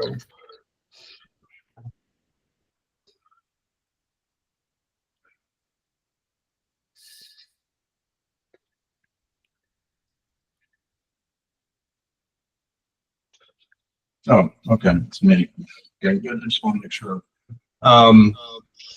So again, like this is a great that you're doing that thing because it's something we should do and it's also written for it.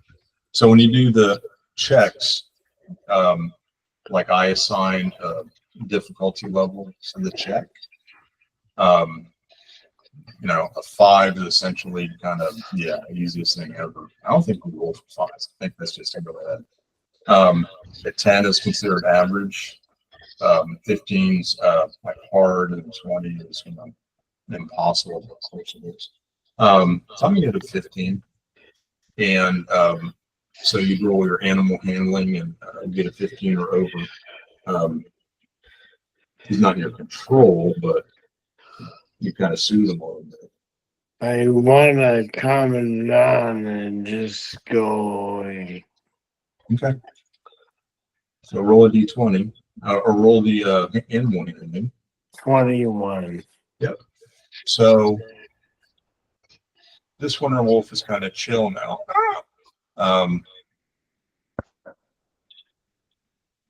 You see why? Okay. He's like, Yeah. I wanted you, but they seem not so bad now. I don't know. This is a reminder. Take a break. We're going in the after this. This is a reminder. Take a break. So that's your action. Yeah. And movement or anything? No, I'm good. Okay. Cal's turn, and since he'll actually go again in a second when they're talking about turn. I'm going to attack this one. Amaracus, Mace, Amaracus. You mean Gazik, this one? Well, I don't want to hit Gazik, no, but We just said this one. I mean, he is at advantage to hit. So Well, maybe Want something easy to kill. if you you don't got like that. You got that bat cape I like. This is your big chance. No. All right. If you said yes, I'd be totally. How about a natural 20? Oh, Hey! not my new friend. All right. Damage him. Another 20. That's damage. 20, 40. So 40 for Amaracus on that first hit. He's bloodied. You're not really close to dead, so to speak, but The Mace, a 13. that's a miss. That's a miss. And Amaracus one more time. Let's do that 20 again. Okay. Oh, man. You 21. We'll take 21. Oh, man. 10 points of damage. It looks a lot worse than when you first came up. A lot worse. All right. But as luck will Yeah. have it, since you withheld, you go first in this next turn we just started, and you get to go in. I go first. Right Yeah, I after, don't see your character up there, but you should be. You were in front of me. right after Elaine. I forgot because he wasn't the D&D on wasn't bringing it. I'm gonna do it on the repeat the same thing on the other one as attacking trees. Okay. 27. He seems pretty placated. Cool. Hopefully they just run away when it's their turn. Might. Yeah. They're also in eyesight of one of their buddies being. Yeah, I understand. We'll see how And they they might be hungry. run off. They may curl I'm up. trying to let him know you shouldn't come after us or you'll get hurt, killed. Well, Cal has an opportunity right now to demonstrate that to the class. Can't hear you. Don't touch anything. Or you just muted. Don't touch anything else. Yeah, I think that I'm not sure what you're doing back there, but I know that our newest companion here is not well. He's still prone, right? Oh, he's prone in like in drama terms. This thing is like it's about to go for the joke. Oh, he's got like his hands, his paws on it. Yes, his hands are all over him. He's a handsy wolf. He's a Roman wolf. Anarakis. A Don't nat laugh. 20 again. Oh my god. Ah, That That's was a 5 tonight. wow. we will take that. So much the for the bell curve. All right. Guessing he's splatted, but go ahead. 36. What is his? Oh, plus Yep, the yeah. He's never mind. splatted. I mean, not technically splatted. Sometimes I say splatted because like he had 2 and something gets 80. And that was a splat. But no, he got knocked back and hit the wall. He is Now- no longer got his hands on Gazet. Since I have only used my one attack and I haven't moved, can I use a movement to actually help Gazik up? Upon when it's his turn. Well, it's actually his turn's coming up. I'm good with that. Go ahead. I'll unmark him. Okay. Then Gazet, you're up, so to speak. Well, I will take his hand, get up. I'm going to say, thank you. I have an idea. Hope this goes well. And then I am going to cast Polymorph on myself and turn into a 20-foot tall ape.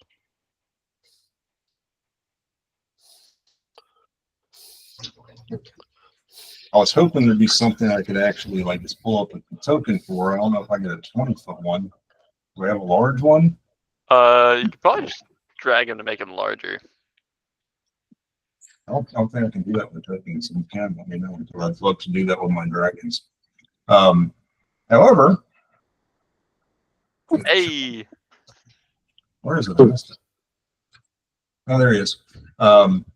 It seems appropriate. Oh, yeah. For a winter setting.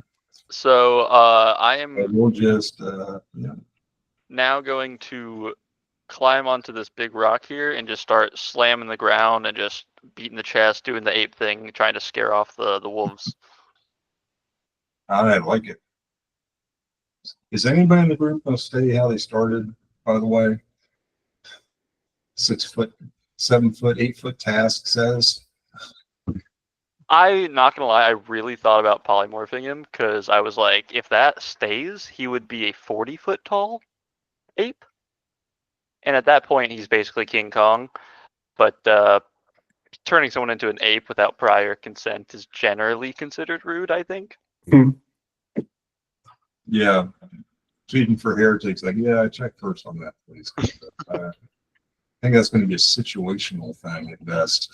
Yeah, the idea of a 40-foot ape was very tempting, but social norms kept me confined. I like it though. So you did an action. Yeah, we have to wait to your next turn, I think. For that.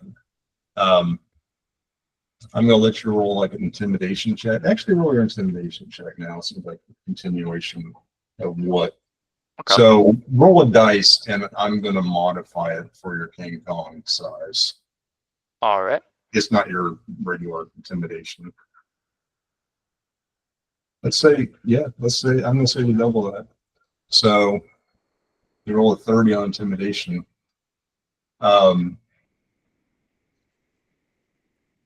8-foot tasks, you can't see their reaction yet because they haven't won. 8-foot task is next. All right. 8-foot Tass is going to dash right up to here. He's about ready to strike. He's going to withhold and see what the wolf does. He's waiting for a reaction. If it attacks, he's going to kill it. He's going to swipe at it. Okay. You're scaring it. Heretics going to withhold because he's just kind of bamboozled with this one. Couple of them are calm now. When there's a giant ape, I don't see Kazik. That thing looks like Task, but I don't know. I saw some crazy sparkly magic come out of Task. Maybe he's Task, maybe he's not. I'm just going to stand here for a minute, get my bearings. TAS XL. Task XL. Plugging. And I think it's their turn now. I think I'm going to make one roll for the alpha against a 30. And then not roll for the rest of them, depending on what happens. Let's see. So, Little Hope looks up at, and yeah. I don't think it's possible to hit this. I just roll, give me a gauge of how scared he is. The alpha wolf is no longer an alpha wolf. He's no longer the alpha. He literally tailed between his legs. And they all think that's a great idea. We've had enough of whatever the hell that is. We were just a little hungry, but you know. So over here, these two are going to run. But Tass has an attack of opportunity on the first one. Elaine has attack of opportunity for the first one, but if you do that, that's reaction. You don't get 2 attacks of opportunity. But you can choose between the other one because the other one is close enough between you and Treach. So you can choose to take those or not. I'm not taking him. So no go. No. I just want them to run away. I enjoyed that resolution for the battle. That was cool. That was unique. Yeah, that was cool, man. Remember the night we rolled 620s and Isaac was a giant ape. Taz was twice as big. Elaine was talking to the animals. Yeah, and Torax also like sort of charged more. So You're still not getting your money back. talking to Misha or Torak? I don't know. Someone is not getting paid. I know that. Well, I mean, to be fair, I don't think Tass is giving anybody's money back. So I should take that as a blanket statement. Okay, so we're going to take a little break. We try to take a little break in the middle of these. You know, we kind of shoot for a 9 o'clock target-ish, but if everybody's good, you know, we go past it. We want to make sure we don't go past it like everybody. I speak for myself, like I'm just like not functioning well, or I might get cranky and stuff. So we're not going to that point, but having a good time, and gonna take about a 5-minute break, and I'll see you guys in a minute. All right. Right.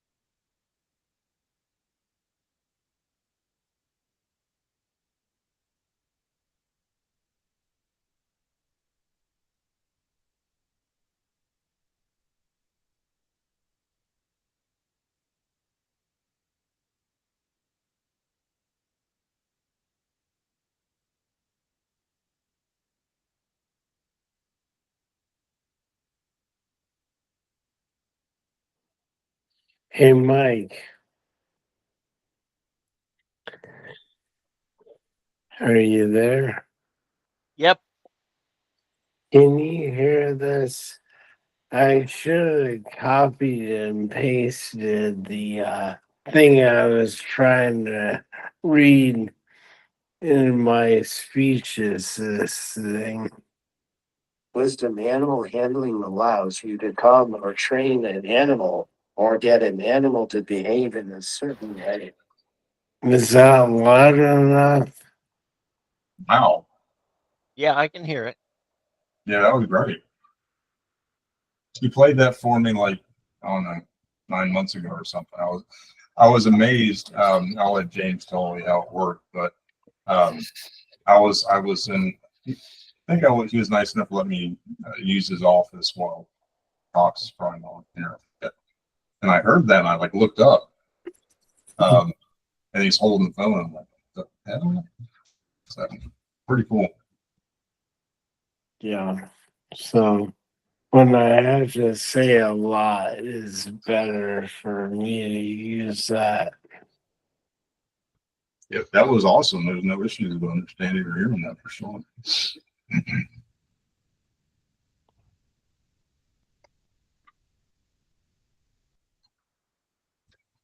Technology is pretty amazing nowadays. I'm getting better all the time. Okay, I'm ready to go whenever. I will be eating some dark chocolate and peanuts for my evening snack. I have a shepherd's pie in the oven. Bo Peep or biblical? Okay, Tanner, here's the test. What's Yes. the meat? Bo Ground Peep? beef or lamb? I don't have lamb on hand, Okay. Okay. so it is ground beef. All right. He was just a student, and he doesn't get his first paycheck as a full timer yet. Yeah. So Lamb Yeah. ain't Playoff. cheap. Lamb ain't cheap. We You got can make it out of a wolf now. Ooh. Touche. we're One- getting the ground beef on sale still. We don't get the first check until rent is already past due. So Been there, done that. Been there, done that. That yeah, is no help to Tanner, but yeah, get that.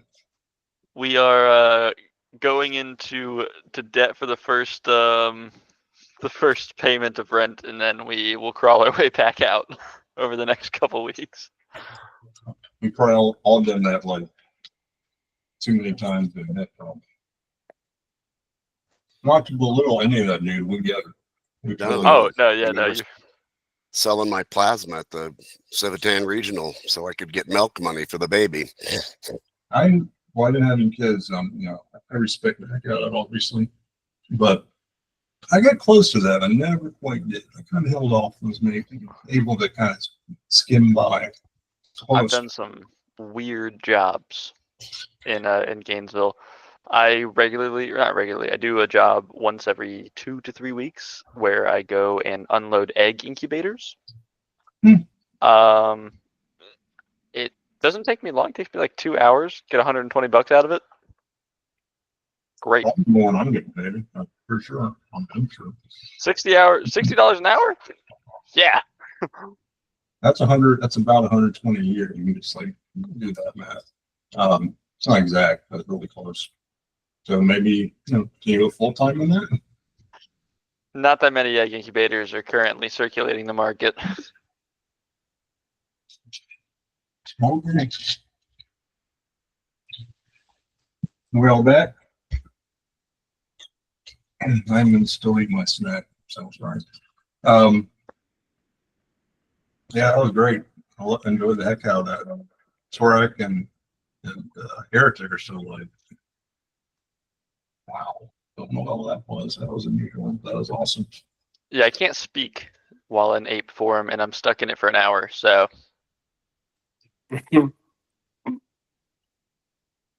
Oh my. I have telepathy. Technically, there's no rule distinction. So DM discretion. Can I be a telepathic ape? Why not? Yeah. I mean, you don't have animal intelligence, right? What was it? You don't have animal intelligence. You have your normal intelligence. True. Or confirm. Is it not like that? It is. It is. You keep your intelligence, wisdom, and charisma. Okay. Good. You can write With a very large pencil. Yeah. in Giant. the snow with your finger. Or by urinating, which Cal maybe is a bad memory for him. With a 20-foot ape, probably a good bit of writing material. There were giants involved. Nice. That was interesting. Okay. But if we get into combat again within the next hour, I am in ape form. All right. And if anyone struggles with snow traversal, they're welcome to take a ride.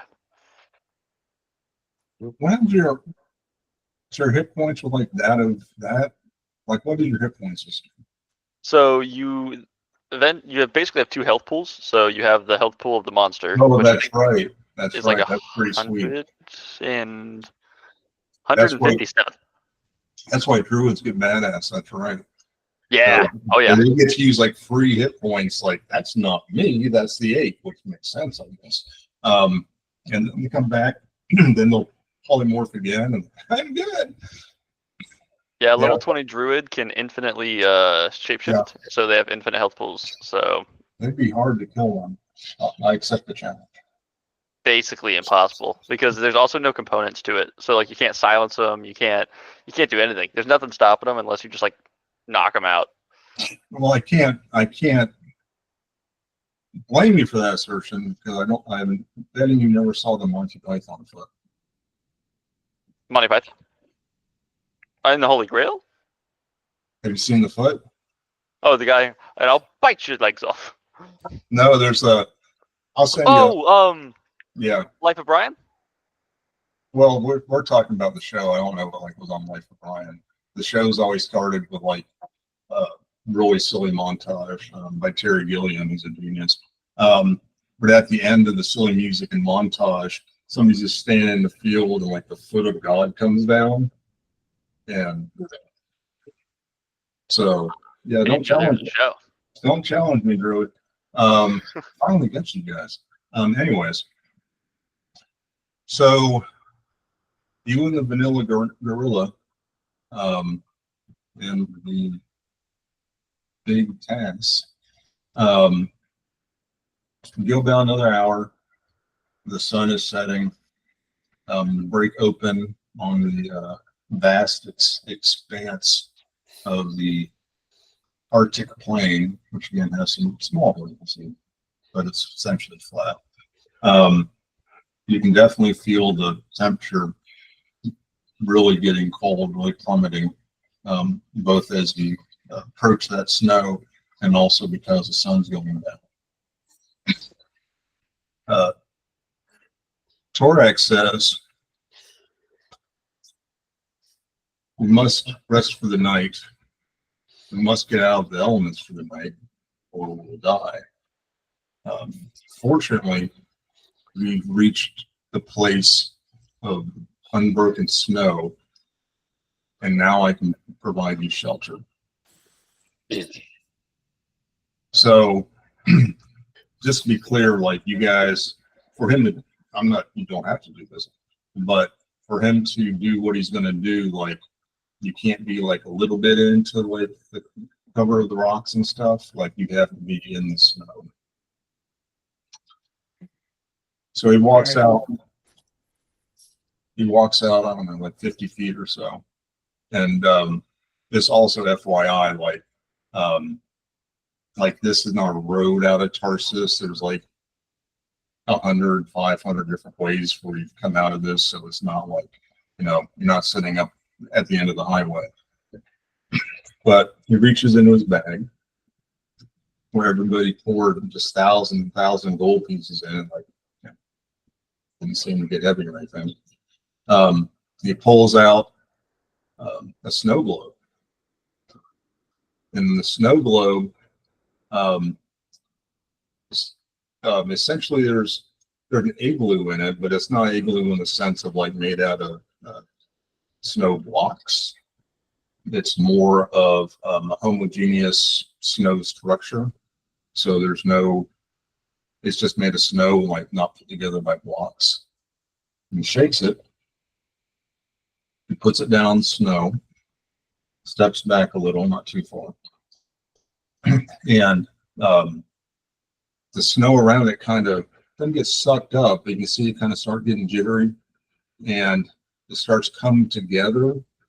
And essentially, after a minute or so, a 20-foot in diameter igloo has grown. He says, if we all go in here for the night, we'll be safe. I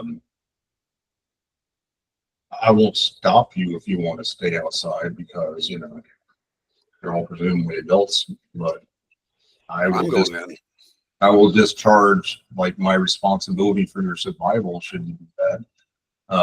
So I advise all to go in. Yeah. Anybody against it? Going in. So everybody goes in. It's actually like a it's a perfect dome. It's not really a dome. You get me? Like it's 20 foot wide. It's not 10 feet high, but you know, in the center he can probably basically stand up, which is almost I guess. It's an igloo. Yeah, big one, bigger than you know. Actually, could be built out of just snow. I researched that too. And once you go inside,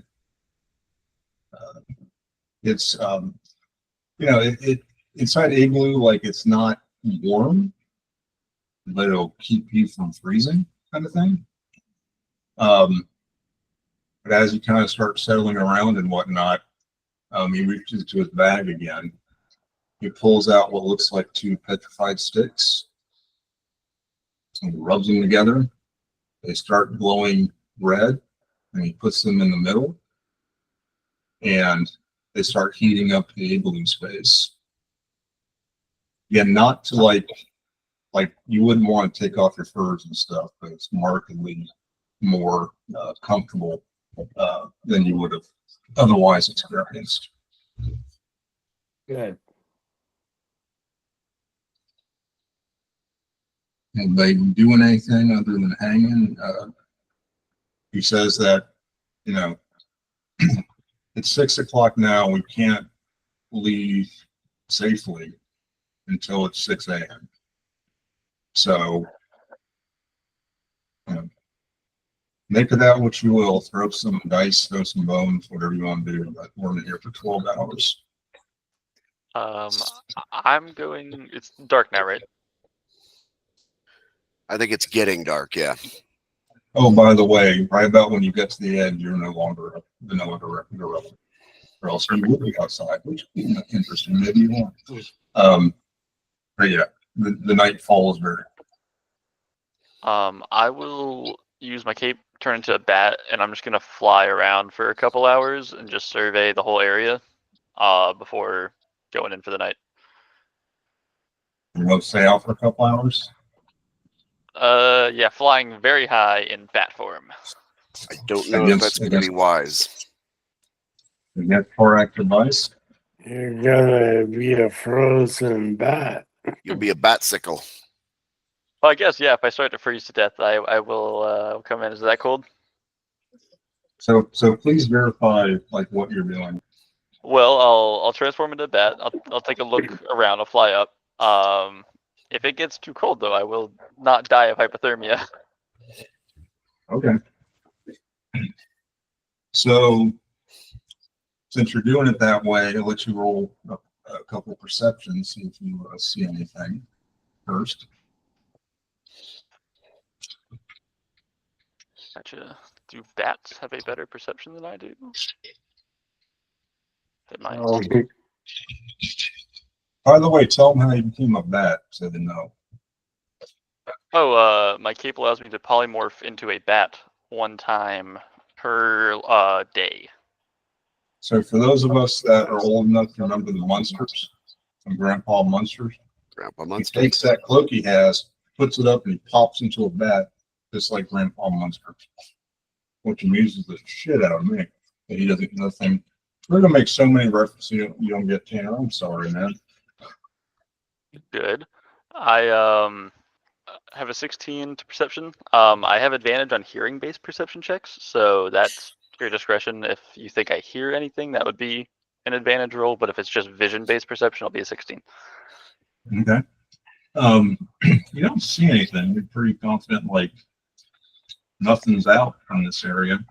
But based on you saying, kind of had the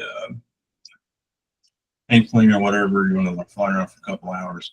After the first hour, we're going to make some saving throws. Okay. Or more precisely, you're going to make some saving throws. So there's going to be 3 checks. Actually, be 2 checks. The first check is actually snow blindness. The second check, and this one, second check is frostbite, and the third check is hypothermia. So haven't done this yet, so let me just look at it for a second to make sure I'm doing this correctly. So no snow blindness. Okay, here's frostbite. So you have to roll a Constitution check. And you haven't been out there very long. Just like being out in real cold, like the longer you're out there, like the worse and worse things can get. So for being out there an hour, you just have to roll Constitution check, trying to get a 10. All right. 11. Oh, it's cold though. You're okay. Let's check your hypothermia. Let me make sure. That actually needed a roll of 11. That would have saved, but you need to do the con check at 11. Final offer 4. The Arctic's relentless cold drains body heat, risking hypothermia as a core temperature plummets. I may or may not have definitely worked with AI on this, and I won't bother you showing it, but I used AI to make an app that's a cumulative Arctic health conditions tracker for everybody, depending how it goes for everybody, which pretty freaking cool. I'm really loving doing stuff. Okay, so what happens with mild hypothermia? First of all, you are the first winner of a level of hypothermia in the group, so we'll put that up. Hey. I was reading off my sheet, but I actually can just come down here at the bottom and it shows me what it is. So, get a level of exhaustion. I'll see you in a second, Tracy. And then you're okay. Everything else is okay as long as you come in. So, are you gonna come in? Do I take any damage? Well, it's I don't see this. I mean, you feel it. Okay. I'm not gonna be so mean. Well, there may be a point I'm so mean that you start having a hard time knowing that you're freezing to death, because that happens. But right now, I'm not going to be that mean. Tell you what.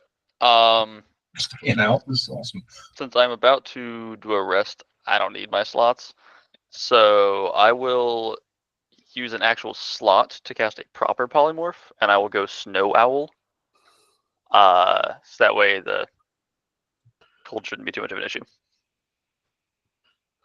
Okay. Let me think about something.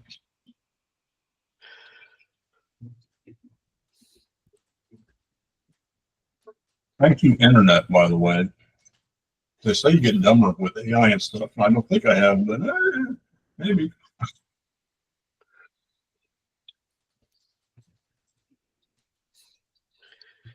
You don't have a inspiration point to use to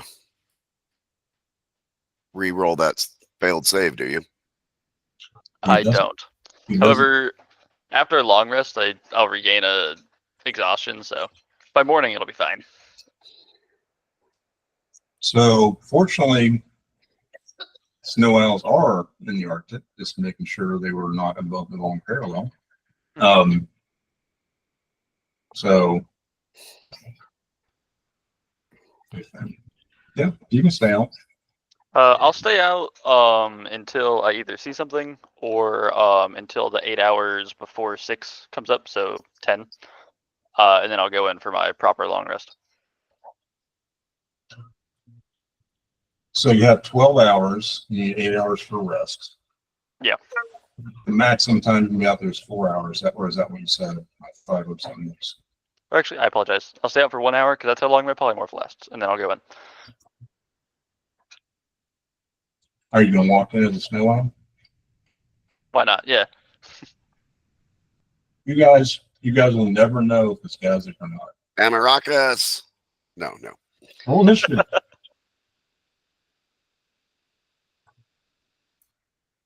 But that didn't negate your hypothermia.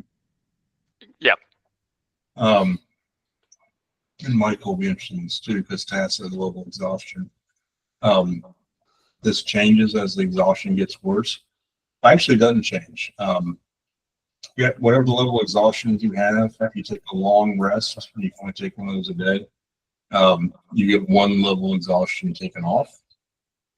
So if you had 2, you'd have to take 2 days of long rest and get those taken off. And it's actually stricter in the real world. So if you and task with both a level of exhaustion and get your full rest, then you won't have that anymore. Mr. Torak, Yeah.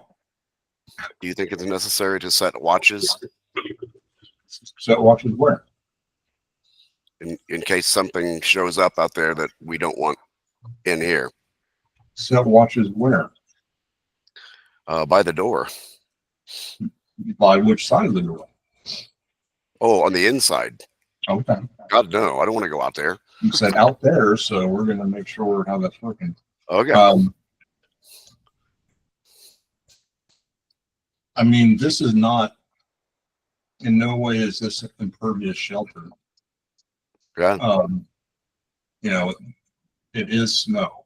It's not made magically diamond hard or something. It's snow. You know, we're a snow igloo on a snow plain makes it less likely for anything to see. Sorry. I mean, you can do what you want. I've never done a watch, but you do what you want. I can do my long rest in the first 4 hours. And some people can do theirs 8-hour one at the beginning and at the end. There will always be people awake. What is 12 hours like? That's not hard to figure out. Before you get to going to bed, you see Torek reaches into his bag again, and he pulls out this very plain dented metal cup, and he says, and he starts let me think. So he doesn't know you have endless decanters, so he's just going to start pulling out his own water. He's going to pour it in. And when he pours it in, kind of puts his finger in it to stir it. You can see like steam come up from it. And takes it and slugs it back.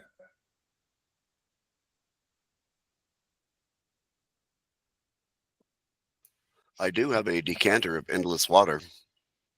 Oh, that's good to know. I'll go ahead and use that tomorrow. You know. Yeah. If anyone doesn't have proper sustenance, they can use this as well. This doesn't do any kind of healing or magic protection or anything, but it does count as a day's worth of sustenance. I know you guys have that, and it's water and good berries, so you know you want to do it. Okay.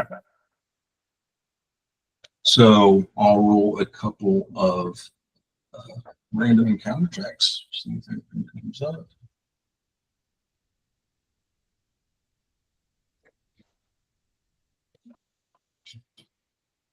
Hour passes. Hours pass. Nothing seems to happen. Thorax ready to head out. You all get long rests, so I'll make sure my guys get their stuff back too. And Cal has to do is story or whatever they give us our hit points. He's going to rally the troops, so to speak. He gives a heroic speech to us every morning, and he's muted, so nobody gets any extra points. He's still muted. Yeah, Seriously, nobody gets any points. you really on me. And my image is first. You're muted on me, Daryl. God, what did I do that for? Tracy keeps Don't coughing and worry. sneezing. I don't want you guys to hear that. Yeah, I don't want you to get germs on me virtually. So in the inspirational speech takes about 10 minutes. Now, Korak is going to get that also, right? Because he's part of our party. It's a person-based thing. A big Good. thing because I have to Let's make do it. sure we have enough. So everybody gets 13 temporary hit points added to your max total. I like that. Yeah.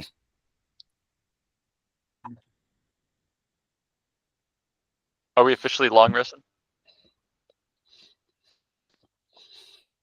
I'm sorry. I didn't hear that. Are we officially long rested, or is there still room for encounters? Yeah. Hey. We want to rest them. Everybody should. What am I doing? That's not what I'm doing. I just screwed up. Okay, so let's fix that. I do a little mass in my head. And you got 13 out. Awesome. Correct. Yeah. Track feels like good, ready to go. So, you ask everybody to get out. We can take it down. So I presume everyone will go out. And we do have little sunglasses, right? To protect Yeah. us from, Yeah, I Yeah. was just gonna kind of go over that. Yep. Thanks make for sure we reminding put those on before we go out. So when you go out, you really wouldn't see him do this, but it's super simple. I'll describe it to you.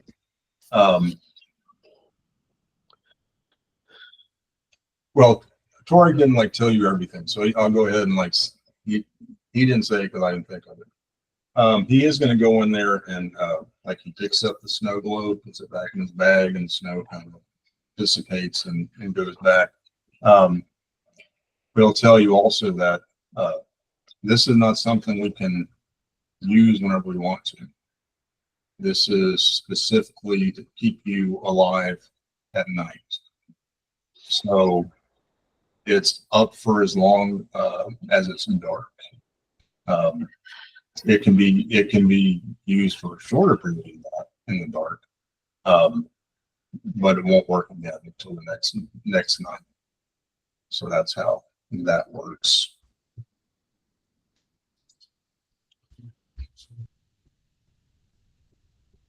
So on my little Arctic tracker, let's take off both passes And Kazak's. Yeah, Tacitus was exhausted, so you're not exhausted anymore. At this point, the only hypothermia thing he was feeling was exhaustion. So when I have my cam, Cam, get bigger. Oh!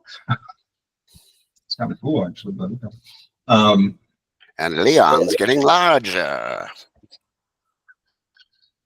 wow, I'm not even explaining that one. So I can get blood. I can get that. Anyways, we're sorry, Tim. So anyways, you get your exhaustion back, which makes your hypothermia not a thing right now. There will be additional, Torek will tell you, like, if you do that again, it gets too bad, there's other things that come in other than just exhaustion, so be careful.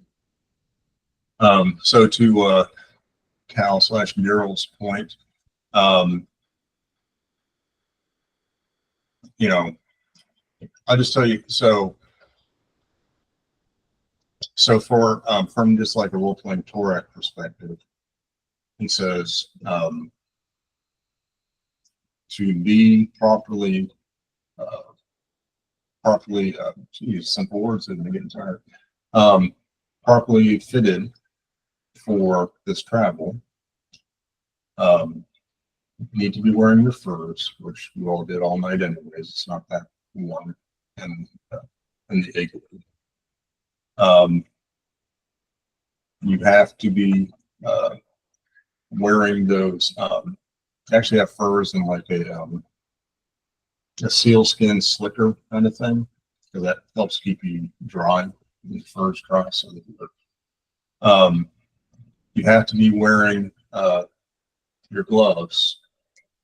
For spell casting purposes, they have somatic components. You'd have to take them off, but we just talked about stowing and putting stuff on. You take them off while you cast, and next action put them back on. Whatever. You need to be wearing your fur boots. We got from a game perspective, if you wear your fur boots over your magic boots or shoes, or those magic boots or shoes don't work while you're wearing your fur boots. And you have to wear your eye protection, which I don't have an image of. I'm guessing you've probably already seen it. It's just a simple wooden slat with a small kind of sideboard, but not nearly that big, cut out of the middle. That Eskimos use on Earth and whatnot. But that's also you're not going to be able to use any magical eyepieces while you're wearing that. So you have to choose whether. I think that's only a lane, but you have to choose whether to not wear a magical eyepiece for the glare protection.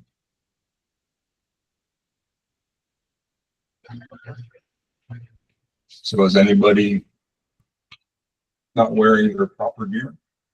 I'll put my goggles in my backpack. Okay.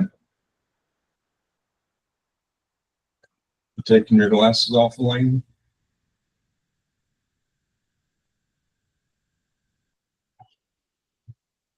I didn't hear you muted, but I'm assuming that's yes. I wasn't looking, sorry. Task, are you putting on your fur boots, or you're just going to go with your regular boots? I'll go with the fur boots. I think that's boots. So he says did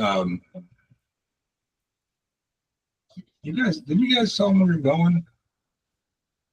You did, right? You heard the DragonLance story. Yes. Okay. I mean, I just trying to remember if he's just taking you south. I'm already going south, but okay, he has kind of precise directions then. He says that's going to be a 7-day journey. Ooh. That's just to get to the, oh man. I think it's Icklavar Verheim, but that's wrong. The big snowstorm. I had that all figured out again. And then that's not that wide. But travel is almost impossible in there, so it'll take a while, even though it's not that far of a distance. This was all there. That's what it is. But right now we're in open snow. Oh, the other thing that I have to mention, make sure if you're going to wear or not, are your snowshoes. Oh yeah. And so this, let me, yeah, my brain's slowing down a little bit. Let me tell you how those work. What I had this, I had this piece. No. Because they're not going to slow your movement, but depending on which way you want to do it, there's two different things that might happen. Okay.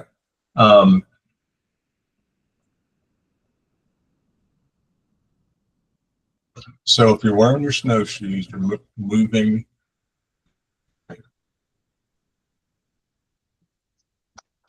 Is the snow packed? Not pack, no. Because if I adjust density, I'm 15 pounds. Could I walk across the snow with 15 pounds? No, you'd probably just not be seen. And we'd have some fun. And we'd have some fun hypothermia. Oh yeah. Anyways, let's just go with snowshoes. My brain is actually not reading this right. See how much farther we go on. I have to that much farther. So I presume you guys are keeping an eye out in this. Oh, it's actually perhaps the gods are watching over you because it's a very overcast day. So that won't prevent snow blindness, and it won't. It's going to be harder. Things won't be able to get as much altitude. Still try to see. So everybody roll like. Go ahead and roll one perception.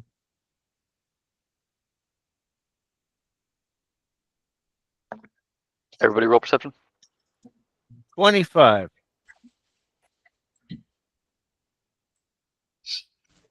15. Well, oh, by the way, Task, you're no longer big, sorry. That went away overnight. Like Tom Hanks.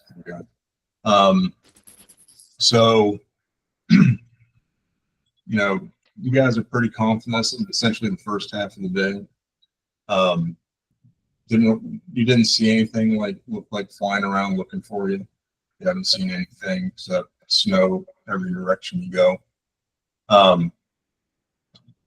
And at this point in the journey, we're gonna have to make everyone make two of those checks. One midpoint in the day and one like towards the end of the day. He says the farther we go down, the more drastic the environment is, and then we'll get to Iskaldar Verheim. Things are really bad. So let me bring up the fun tracker again. That's not it. So we're going to all roll first for so we're rolling for snow blindness even though it's overcast because you know it's packed white. What we're going to do is let you roll advantage on this. So everybody roll a constitution check and just don't get under 11. Too nice.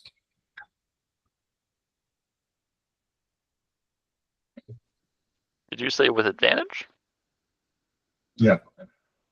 You get to roll twice. Oh.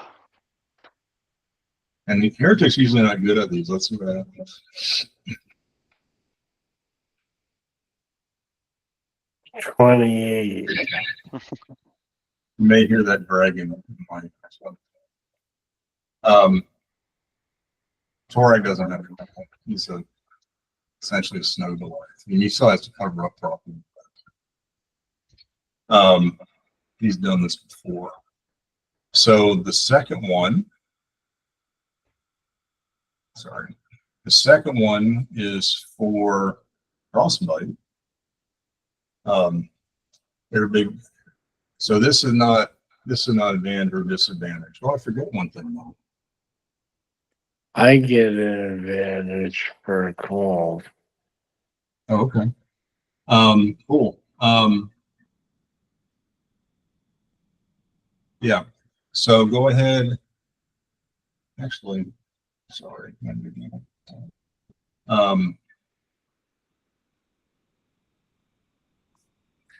Yeah. So, well, you may have not, if I had done this correctly, Tanner, Gazik may not have gotten his mild hypothermia, but the exhaustion's gone and stuff. So we'll just do it correctly forward. When you make all these saves, you actually get to add your survival check modifier to the roll. So I think you just roll on survival, and that'll give you, you just roll on survival check. So I guess overall that's what it is. When I give you a DC number. I don't know who might. I know. Anyway, sometimes there might be a negative modifier, but that's what we're checking for. So Frostbite is just going to be a straight roll. You need 12s. I saw 10. I'm going to use an inspirational 20. bolt. Fuck this noise. Did somebody get a straight up 10? Or that on the advantage then? I saw 10 good morning. Modified 20. Okay, so everybody made it? Yep. Okay. Then we get our hypothermia check, which everybody's properly geared. So it'll be a straight check. So you want a survival check of a DC at 13. Again, this is just, kind of the mildest part of the Arctic. Gazik. That's a nat 1. I just want to state for the record, Heritage just rolled 3 20s on his checks. And the weird thing is, he's a gold dragon descent, so he's a fire dude. Somehow he's like, fuck this. Gazik failed. Anybody else fail? So Gazik, my friend, you know how the hypothermia works. Familiar? So the way this, and again, like essentially what's going to happen as these things get worse is going to be more rolls during the day. So again, Torag can't put up this snow globe ice glue. House. We may not be playing much after mine. But Heretic can breathe some fire. Heretic can make ice. You want him to breathe on you? Is this what this is doing? Bill, What is I don't- the action economy of the phylactery? Yeah, Like, what does it cost? You're gonna have to talk in English. I mean, I know what that means, but I'm not Like, enough to like. is there like a limited amount of uses on the phylactery? Does it cost an action? Like, what? How is that? So there were originally 3 phylactery slots. That's why it's a triangle. I had 2 people that aren't playing with us anymore before Kira. So there were 2 slots that were taken, leaving 1 slot left. When they just checked it before they started you know, you actually didn't go in the phylactery. They thought you would, but like when Kara went, so I should have said this. They're expecting there to be like only one slot open, but there's actually two. But there have been two people in two slots. You can't really tell which entity is one of them or either or something else. You don't know. Just don't want to be in there more than 8 hours. Right. Is it just in and out at will? Like, could we have two people just sitting in the phylactery to reduce the amount of people getting hypothermia? Absolutely. You have to take you out, and it takes an action. You can't take yourself out. Right. Once you're in it, somebody has to call you to come out. You have to be kind of summoned out. If you're, as James was saying, if you're like in combat, that takes your action. So if there are two people in it, like they're not both coming out at the same time. The daylight is 10 hours, right? So 8 to 6. You guys check me because I am losing it. I shouldn't have drank my sleepy time tea on break. That's not helping me.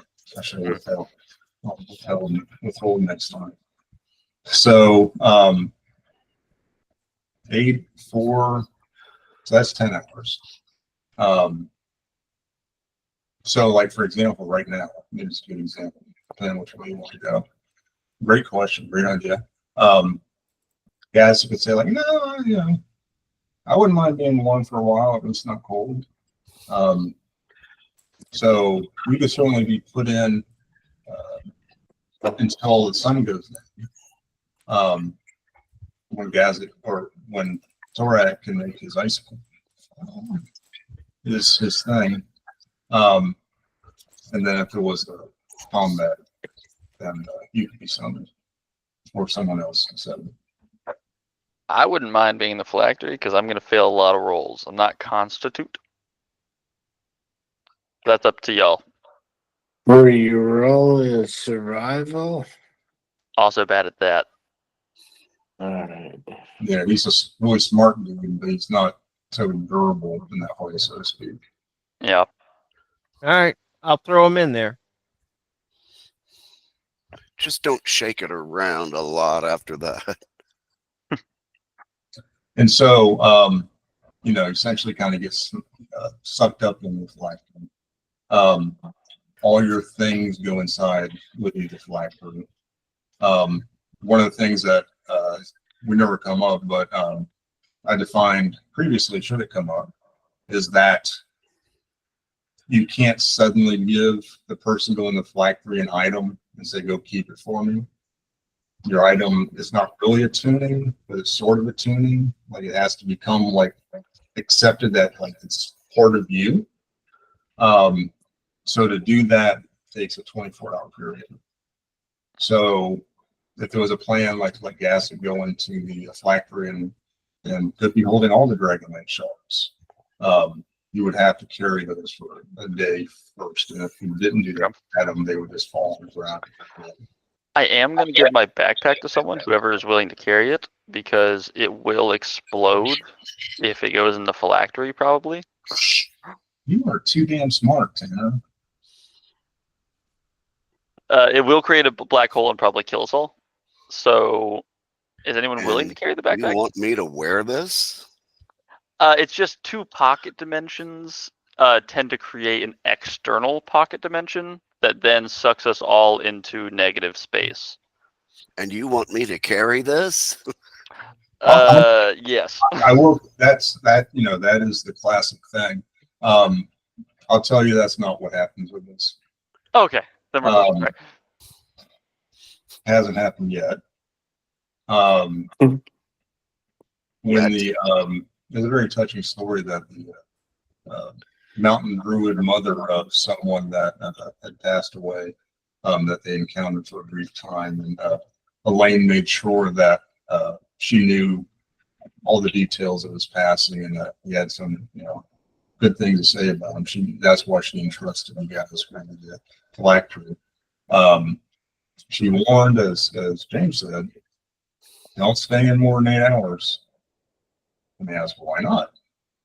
I said, we just know there's bad things. None of us stay in for more than 8 hours.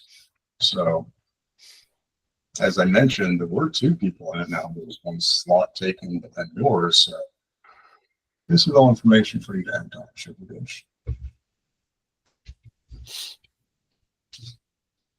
So you going in the fly crew? Yes. I guess if I'll it's no take the danger, back- then with it, I'll- please take it. I don't Yeah, I'll want take to the backpack. I'll take the Okay. backpack. Are you putting in your box of holding? Nope. It's like it's like Inception. Maybe 3 things cancel out and it's positive again.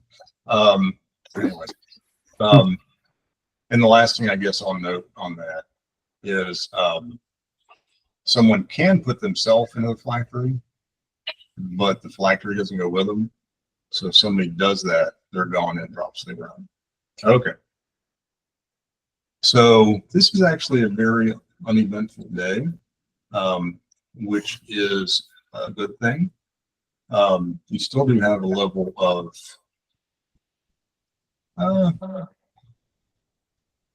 actually, if you yeah, they actually would go away because you can't do anything in there other than like rest. Like you've gone to another plane or something. It's not like, you know, you can't do other things. You can't make them, you know, any arrows in there, whatever. But you will get your rest. And so I didn't tell you specifically what time we made you make a roll. So like towards the end of the day, after they make their second check, you know, you come out and not have their hypothermia. But towards the end of the day, I need everybody to roll again. Again, on the snow blindness, you're at rolling a survival check at advantage. This is actually a little, the longer you go in the day, like it gets a little worse. So Cal doesn't care. So your target now is 13 on that.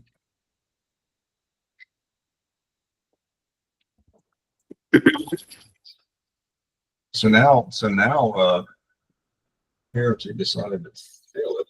He's used up his 20s. Actually, let's just, you guys can keep track in your head of like who's what you're doing, right? So I'll just come back to like all at once.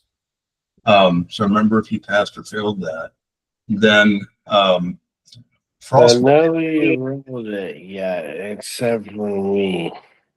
And now it showed up. Wow. That's not good. Okay. Sorry, Leah. I just showed up right when I said I didn't see anything. Yeah, I've seen a lag too.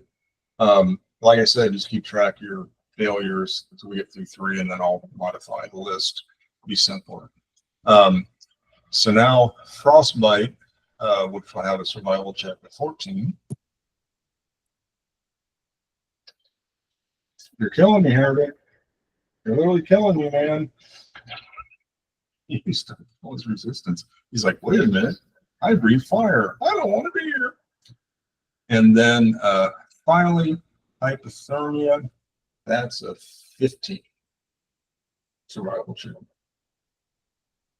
Of course, Heretic went full Monty on those. Good for Heretic.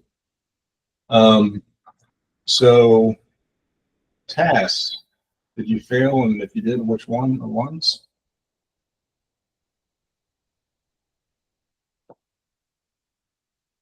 Can't hear you. You're on mute. The first one. Okay.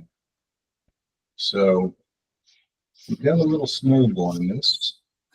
Next one, Elaine. Got anything? I failed the last one. Okay. As did I. Okay. So, Cal, what did you fail on? You failed on hypothermia. The Anything last else? one, the hypothermia. I thought you failed on the second one too. No, I did a re-roll on that. My Alright. indomitable spirit. Oh, okay. So you need, so what, like, just like tell me those things. Obviously, I'm 100% sure you're not cheating, but just, I don't know, just give me a better sense of what's going on, you know? And Gazzy doesn't have to save. It gets like, so like right when the sun's going down. Torak is going to put down his snow globe and form that. I presume Tass will call Gazzy back out.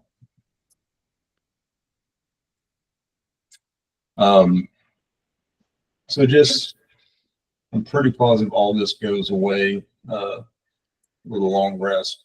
Mild snow blindness would actually give you disadvantage on sight-based ability checks. But that you can actually get rid of that in an hour as long as you're kind of in a dark environment, which this will be. The hypothermia, get the level of exhaustion at this level to remove the exhaustion level. You actually like get rid of the hypothermia in an hour, but your exhaustion doesn't go away until a long rest. Same thing with Cal. Heretic, you lost me, man. So he's got the mild snow blindness out of the way in an hour. He's got mild frostbite, which would give him disadvantage on dexterity-based checks. That's another at this point. It goes away in an hour, and same thing with hypothermia.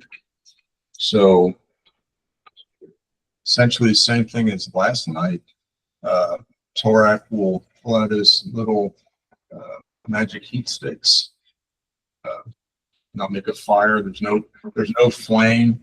There's no, like, you couldn't, like, well, you don't have cigarette. You couldn't go up to a cigarette and light them. It's not like that.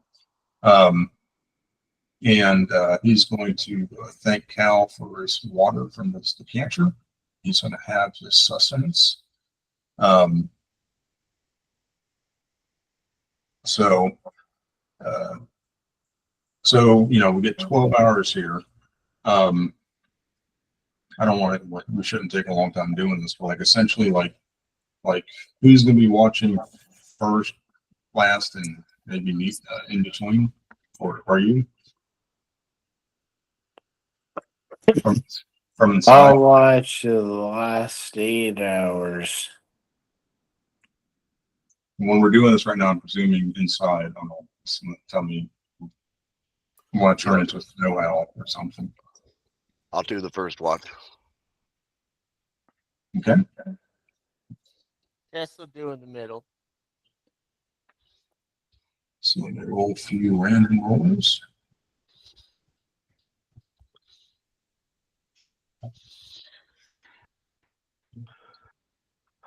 God. So something happens at the last watch. I'm sure I get the right map. That's not the right. Her time's a charm. Actually, it's this one. Oh, I wanted to show you this first, though. Just as a, I should show you this, like as a visual, get an idea of what you're going through. This is your environment during the day. I encourage you to like zoom all the way out. And then imagine that essentially going as far as you can see as you get a bit deeper into it. So that's the sense of isolation that's involved in this. So on last watch, still about an hour before dawn.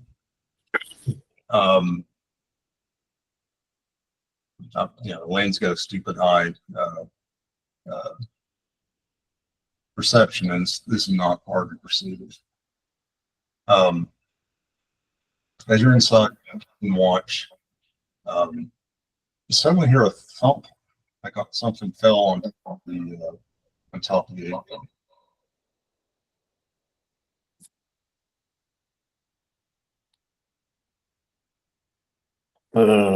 And we have to look outside. as you're getting up to do that,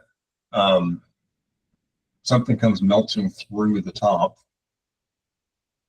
And it looks like, we've seen a few times now, it looks like one of those glass things that are going to starts making some smoke and blue smoke and some light, and it starts going up out of the hole it just made.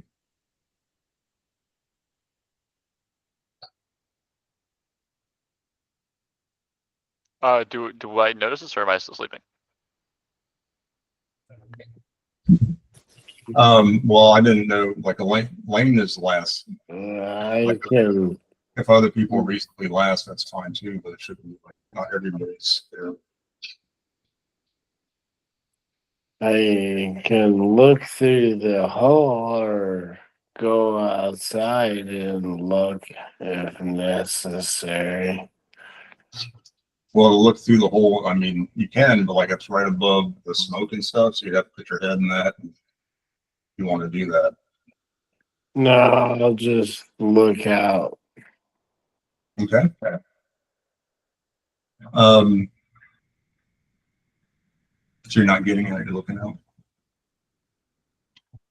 Yeah. Because I don't want to, because it's still dark, right?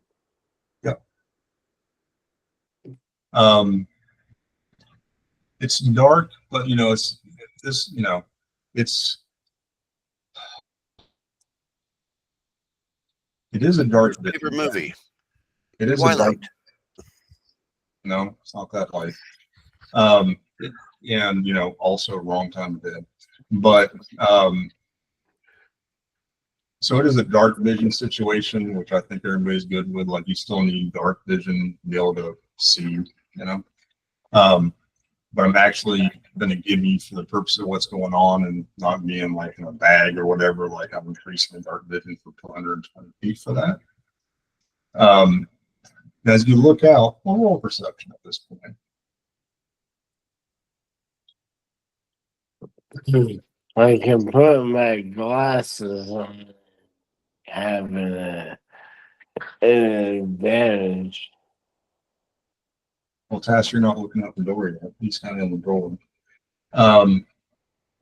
So we're not in combat. The time is taken. So you looked outside initially without the glasses. Are you going to put them on? What? Yeah, I put them on for a second or two and look. Okay. So what'd you roll? 21. Just on like the outer fringes of what you can see, you don't, you know, you can see it clearly, but you can't really see. Yeah, my description power is kind of limited. So like 120 feet away from you, you see another one of those blue flash pots burning. So you can definitely see that. And you just kind of glimpse above that the 21. You know, it's a dark. You can see like there's only enough there. All right. Is anyone else awake? Well, I should have made you guys define that. I haven't been. Yeah, I haven't been awoken yet. I'm still sleeping. I'd Yeah. definitely be sleeping too. I know Heretic. Yeah, Heretic will be sleeping. Jorex sleeping. So you are all awake on the first one? I didn't have a watch, so I just slept through the whole thing. Yeah, I'm Well, not. if someone slept for the first 8 hours, I'll wake them up. I'm trying to. I'll get that straight. So Tass is the one that makes sense that he would be awake with. Mike is agreeable to that. Okay. So you guys are awake. No combat rounds. Time's moving. So we see these glass things, right? You're asleep. Oh, okay, my bad. Sorry. But talk. I woke him up because he slept for the first 8 hours and already had a long rest. And I'll wake everyone up that slept for the first 8 hours. Okay. So again, time is ticking. So are you going around like nudging people or shouting? Just shaking them and waking them up. Okay. And I'll say there's draconians outside. Okay.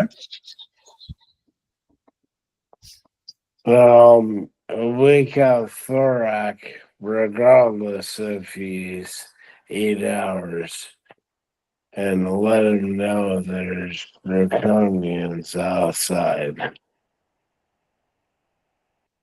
Okay.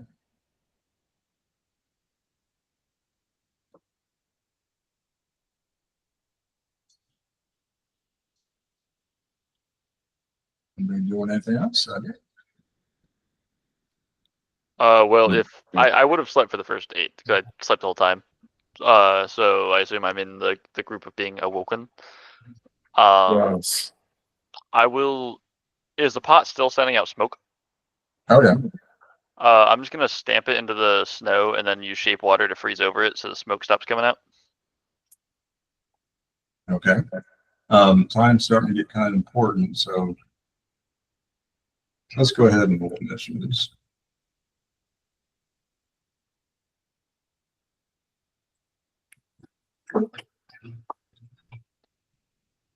Yeah, baby. Nat 20. Nice. Nice. I haven't rolled for here as a kid.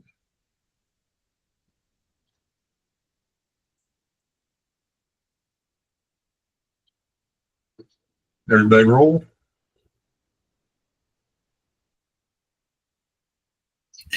I do not. So Tass is awake. You can do something then. What do I see? You see the inside of an igloo. Can't hear you, James, but nobody else has gone outside yet. And there's draconians outside.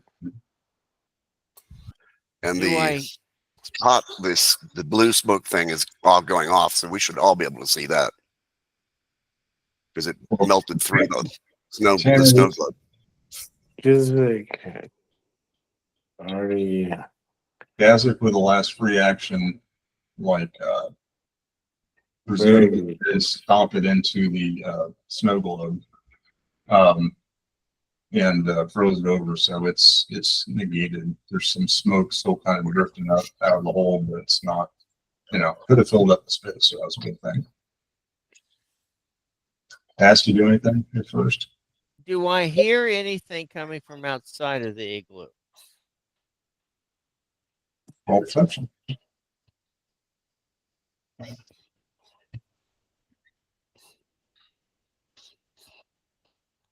You don't. All right, I'm still going to go to the door, draw swords, and just be waiting to strike anything that bad that comes through. Okay.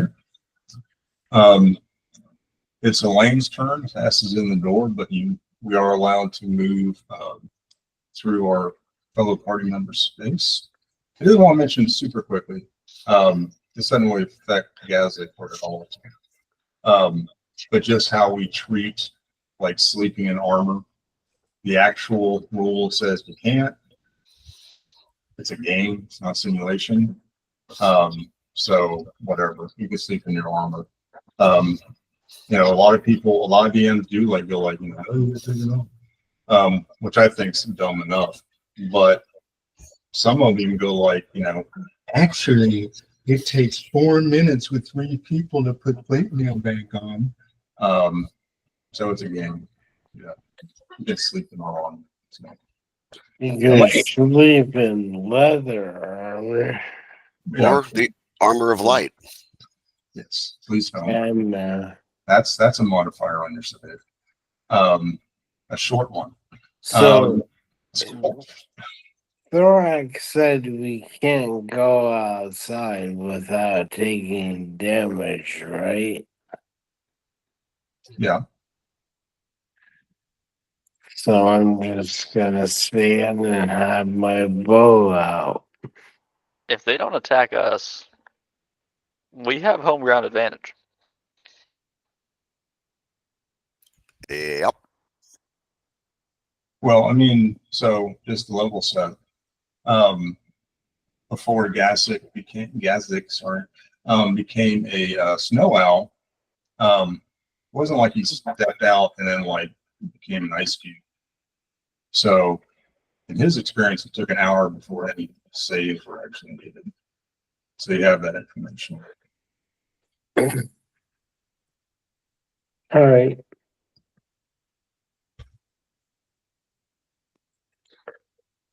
We are only really susceptible to large area attacks, which we haven't seen any of them use yet. So long as we stay clustered, we shouldn't be opening ourselves up to any sort of disadvantage. So I agree. Okay. So Elaine's got his bow out, and Gazik is saying that and hanging. I'm just withholding. Same with Gazik, I presume. Okay. Something, it's not your turn, something's happening.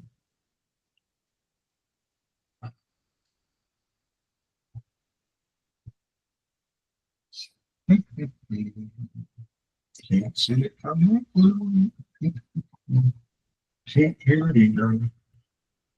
I mean, nothing's happening. I could not see.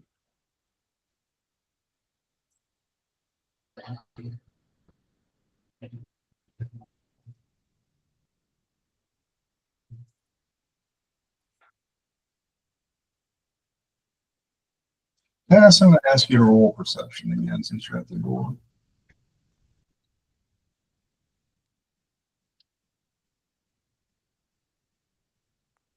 Yeah, you see it. I mean, it's not too hard to see. You see a see if one of those Frostfang Draconians. He's definitely looking for one. Frostfang Draconian, like the ones we just fought, is definitely heading towards the igloo. You can see that from the door. Okay. I'm gonna wait for him to get into the door, and if once he does, I'm gonna swing at him. Okay.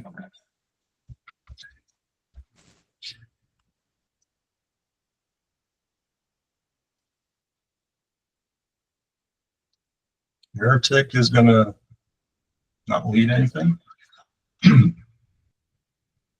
It's Torak's turn. You know, he has gotten up. He's got apparently he has his maul in hand. He does say, remember, this is just snow we're in. This is not protection. But then he'll withhold. And then Cal is at the end of the turn, unless somebody that's had withheld wants to go.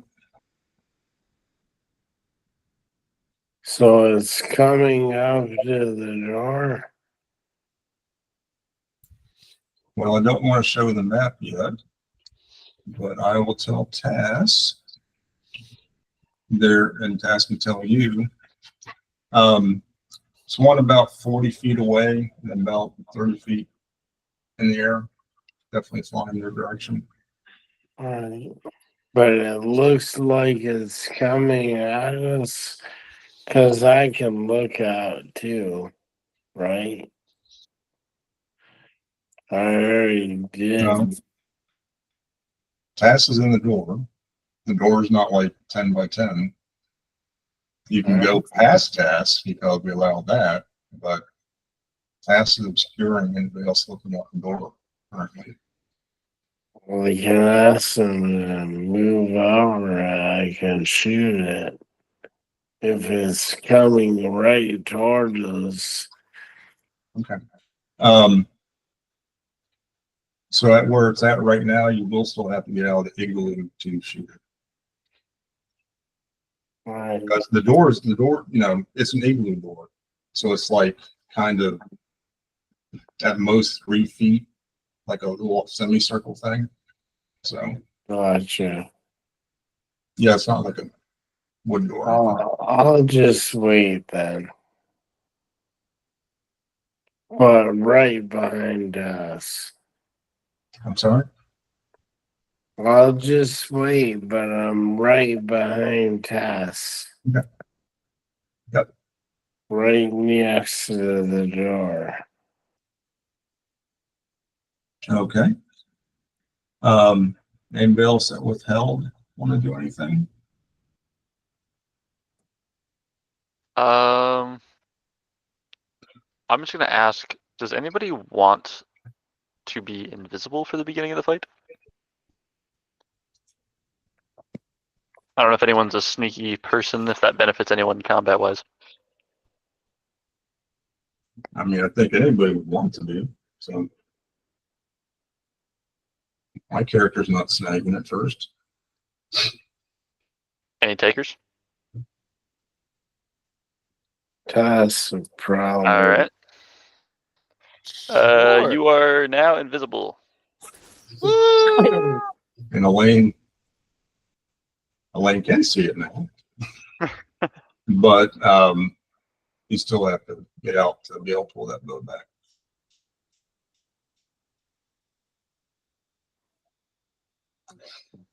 Okay. So task, you get another, we're in the next turn, you get another action. You want to do anything? Well, how close is this thing? Can I charge it? It is in the air.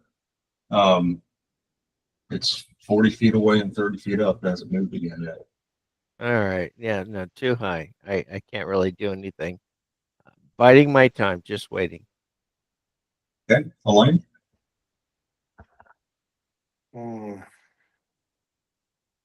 Right. It looks like it knows where we are, right? Well, It's flying directly your direction. All right. And lowering too? Yeah, that's your direction. All right. So I'll come out and shoot it. Okay. So since I'm sure Elaine will say this now that he comes out,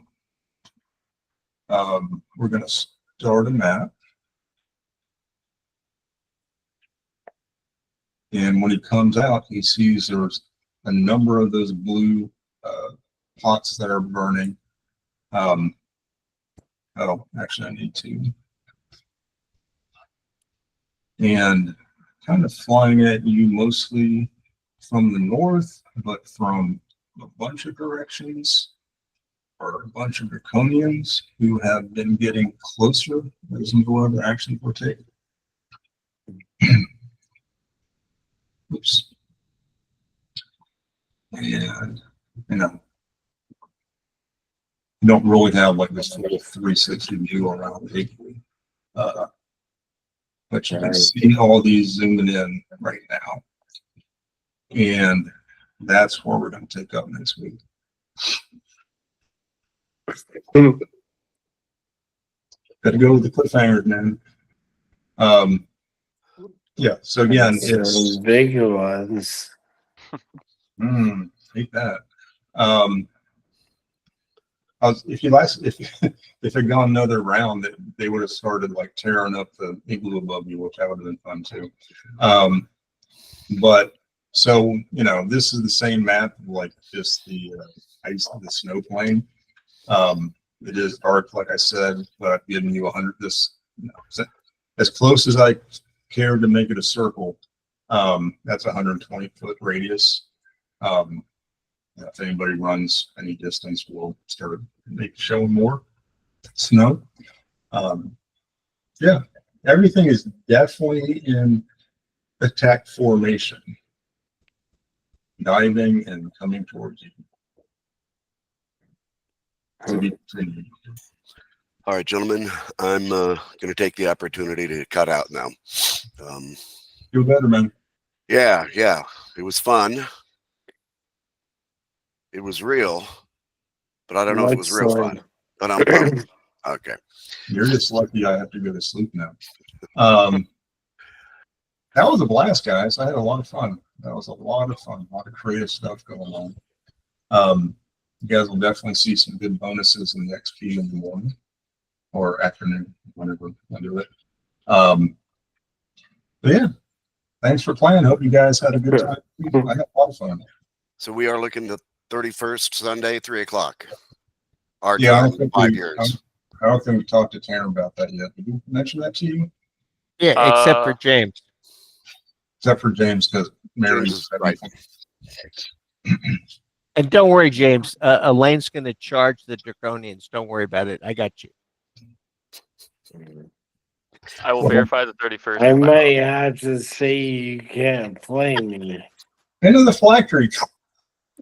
What are we saying, Tanner? So essentially what's going on?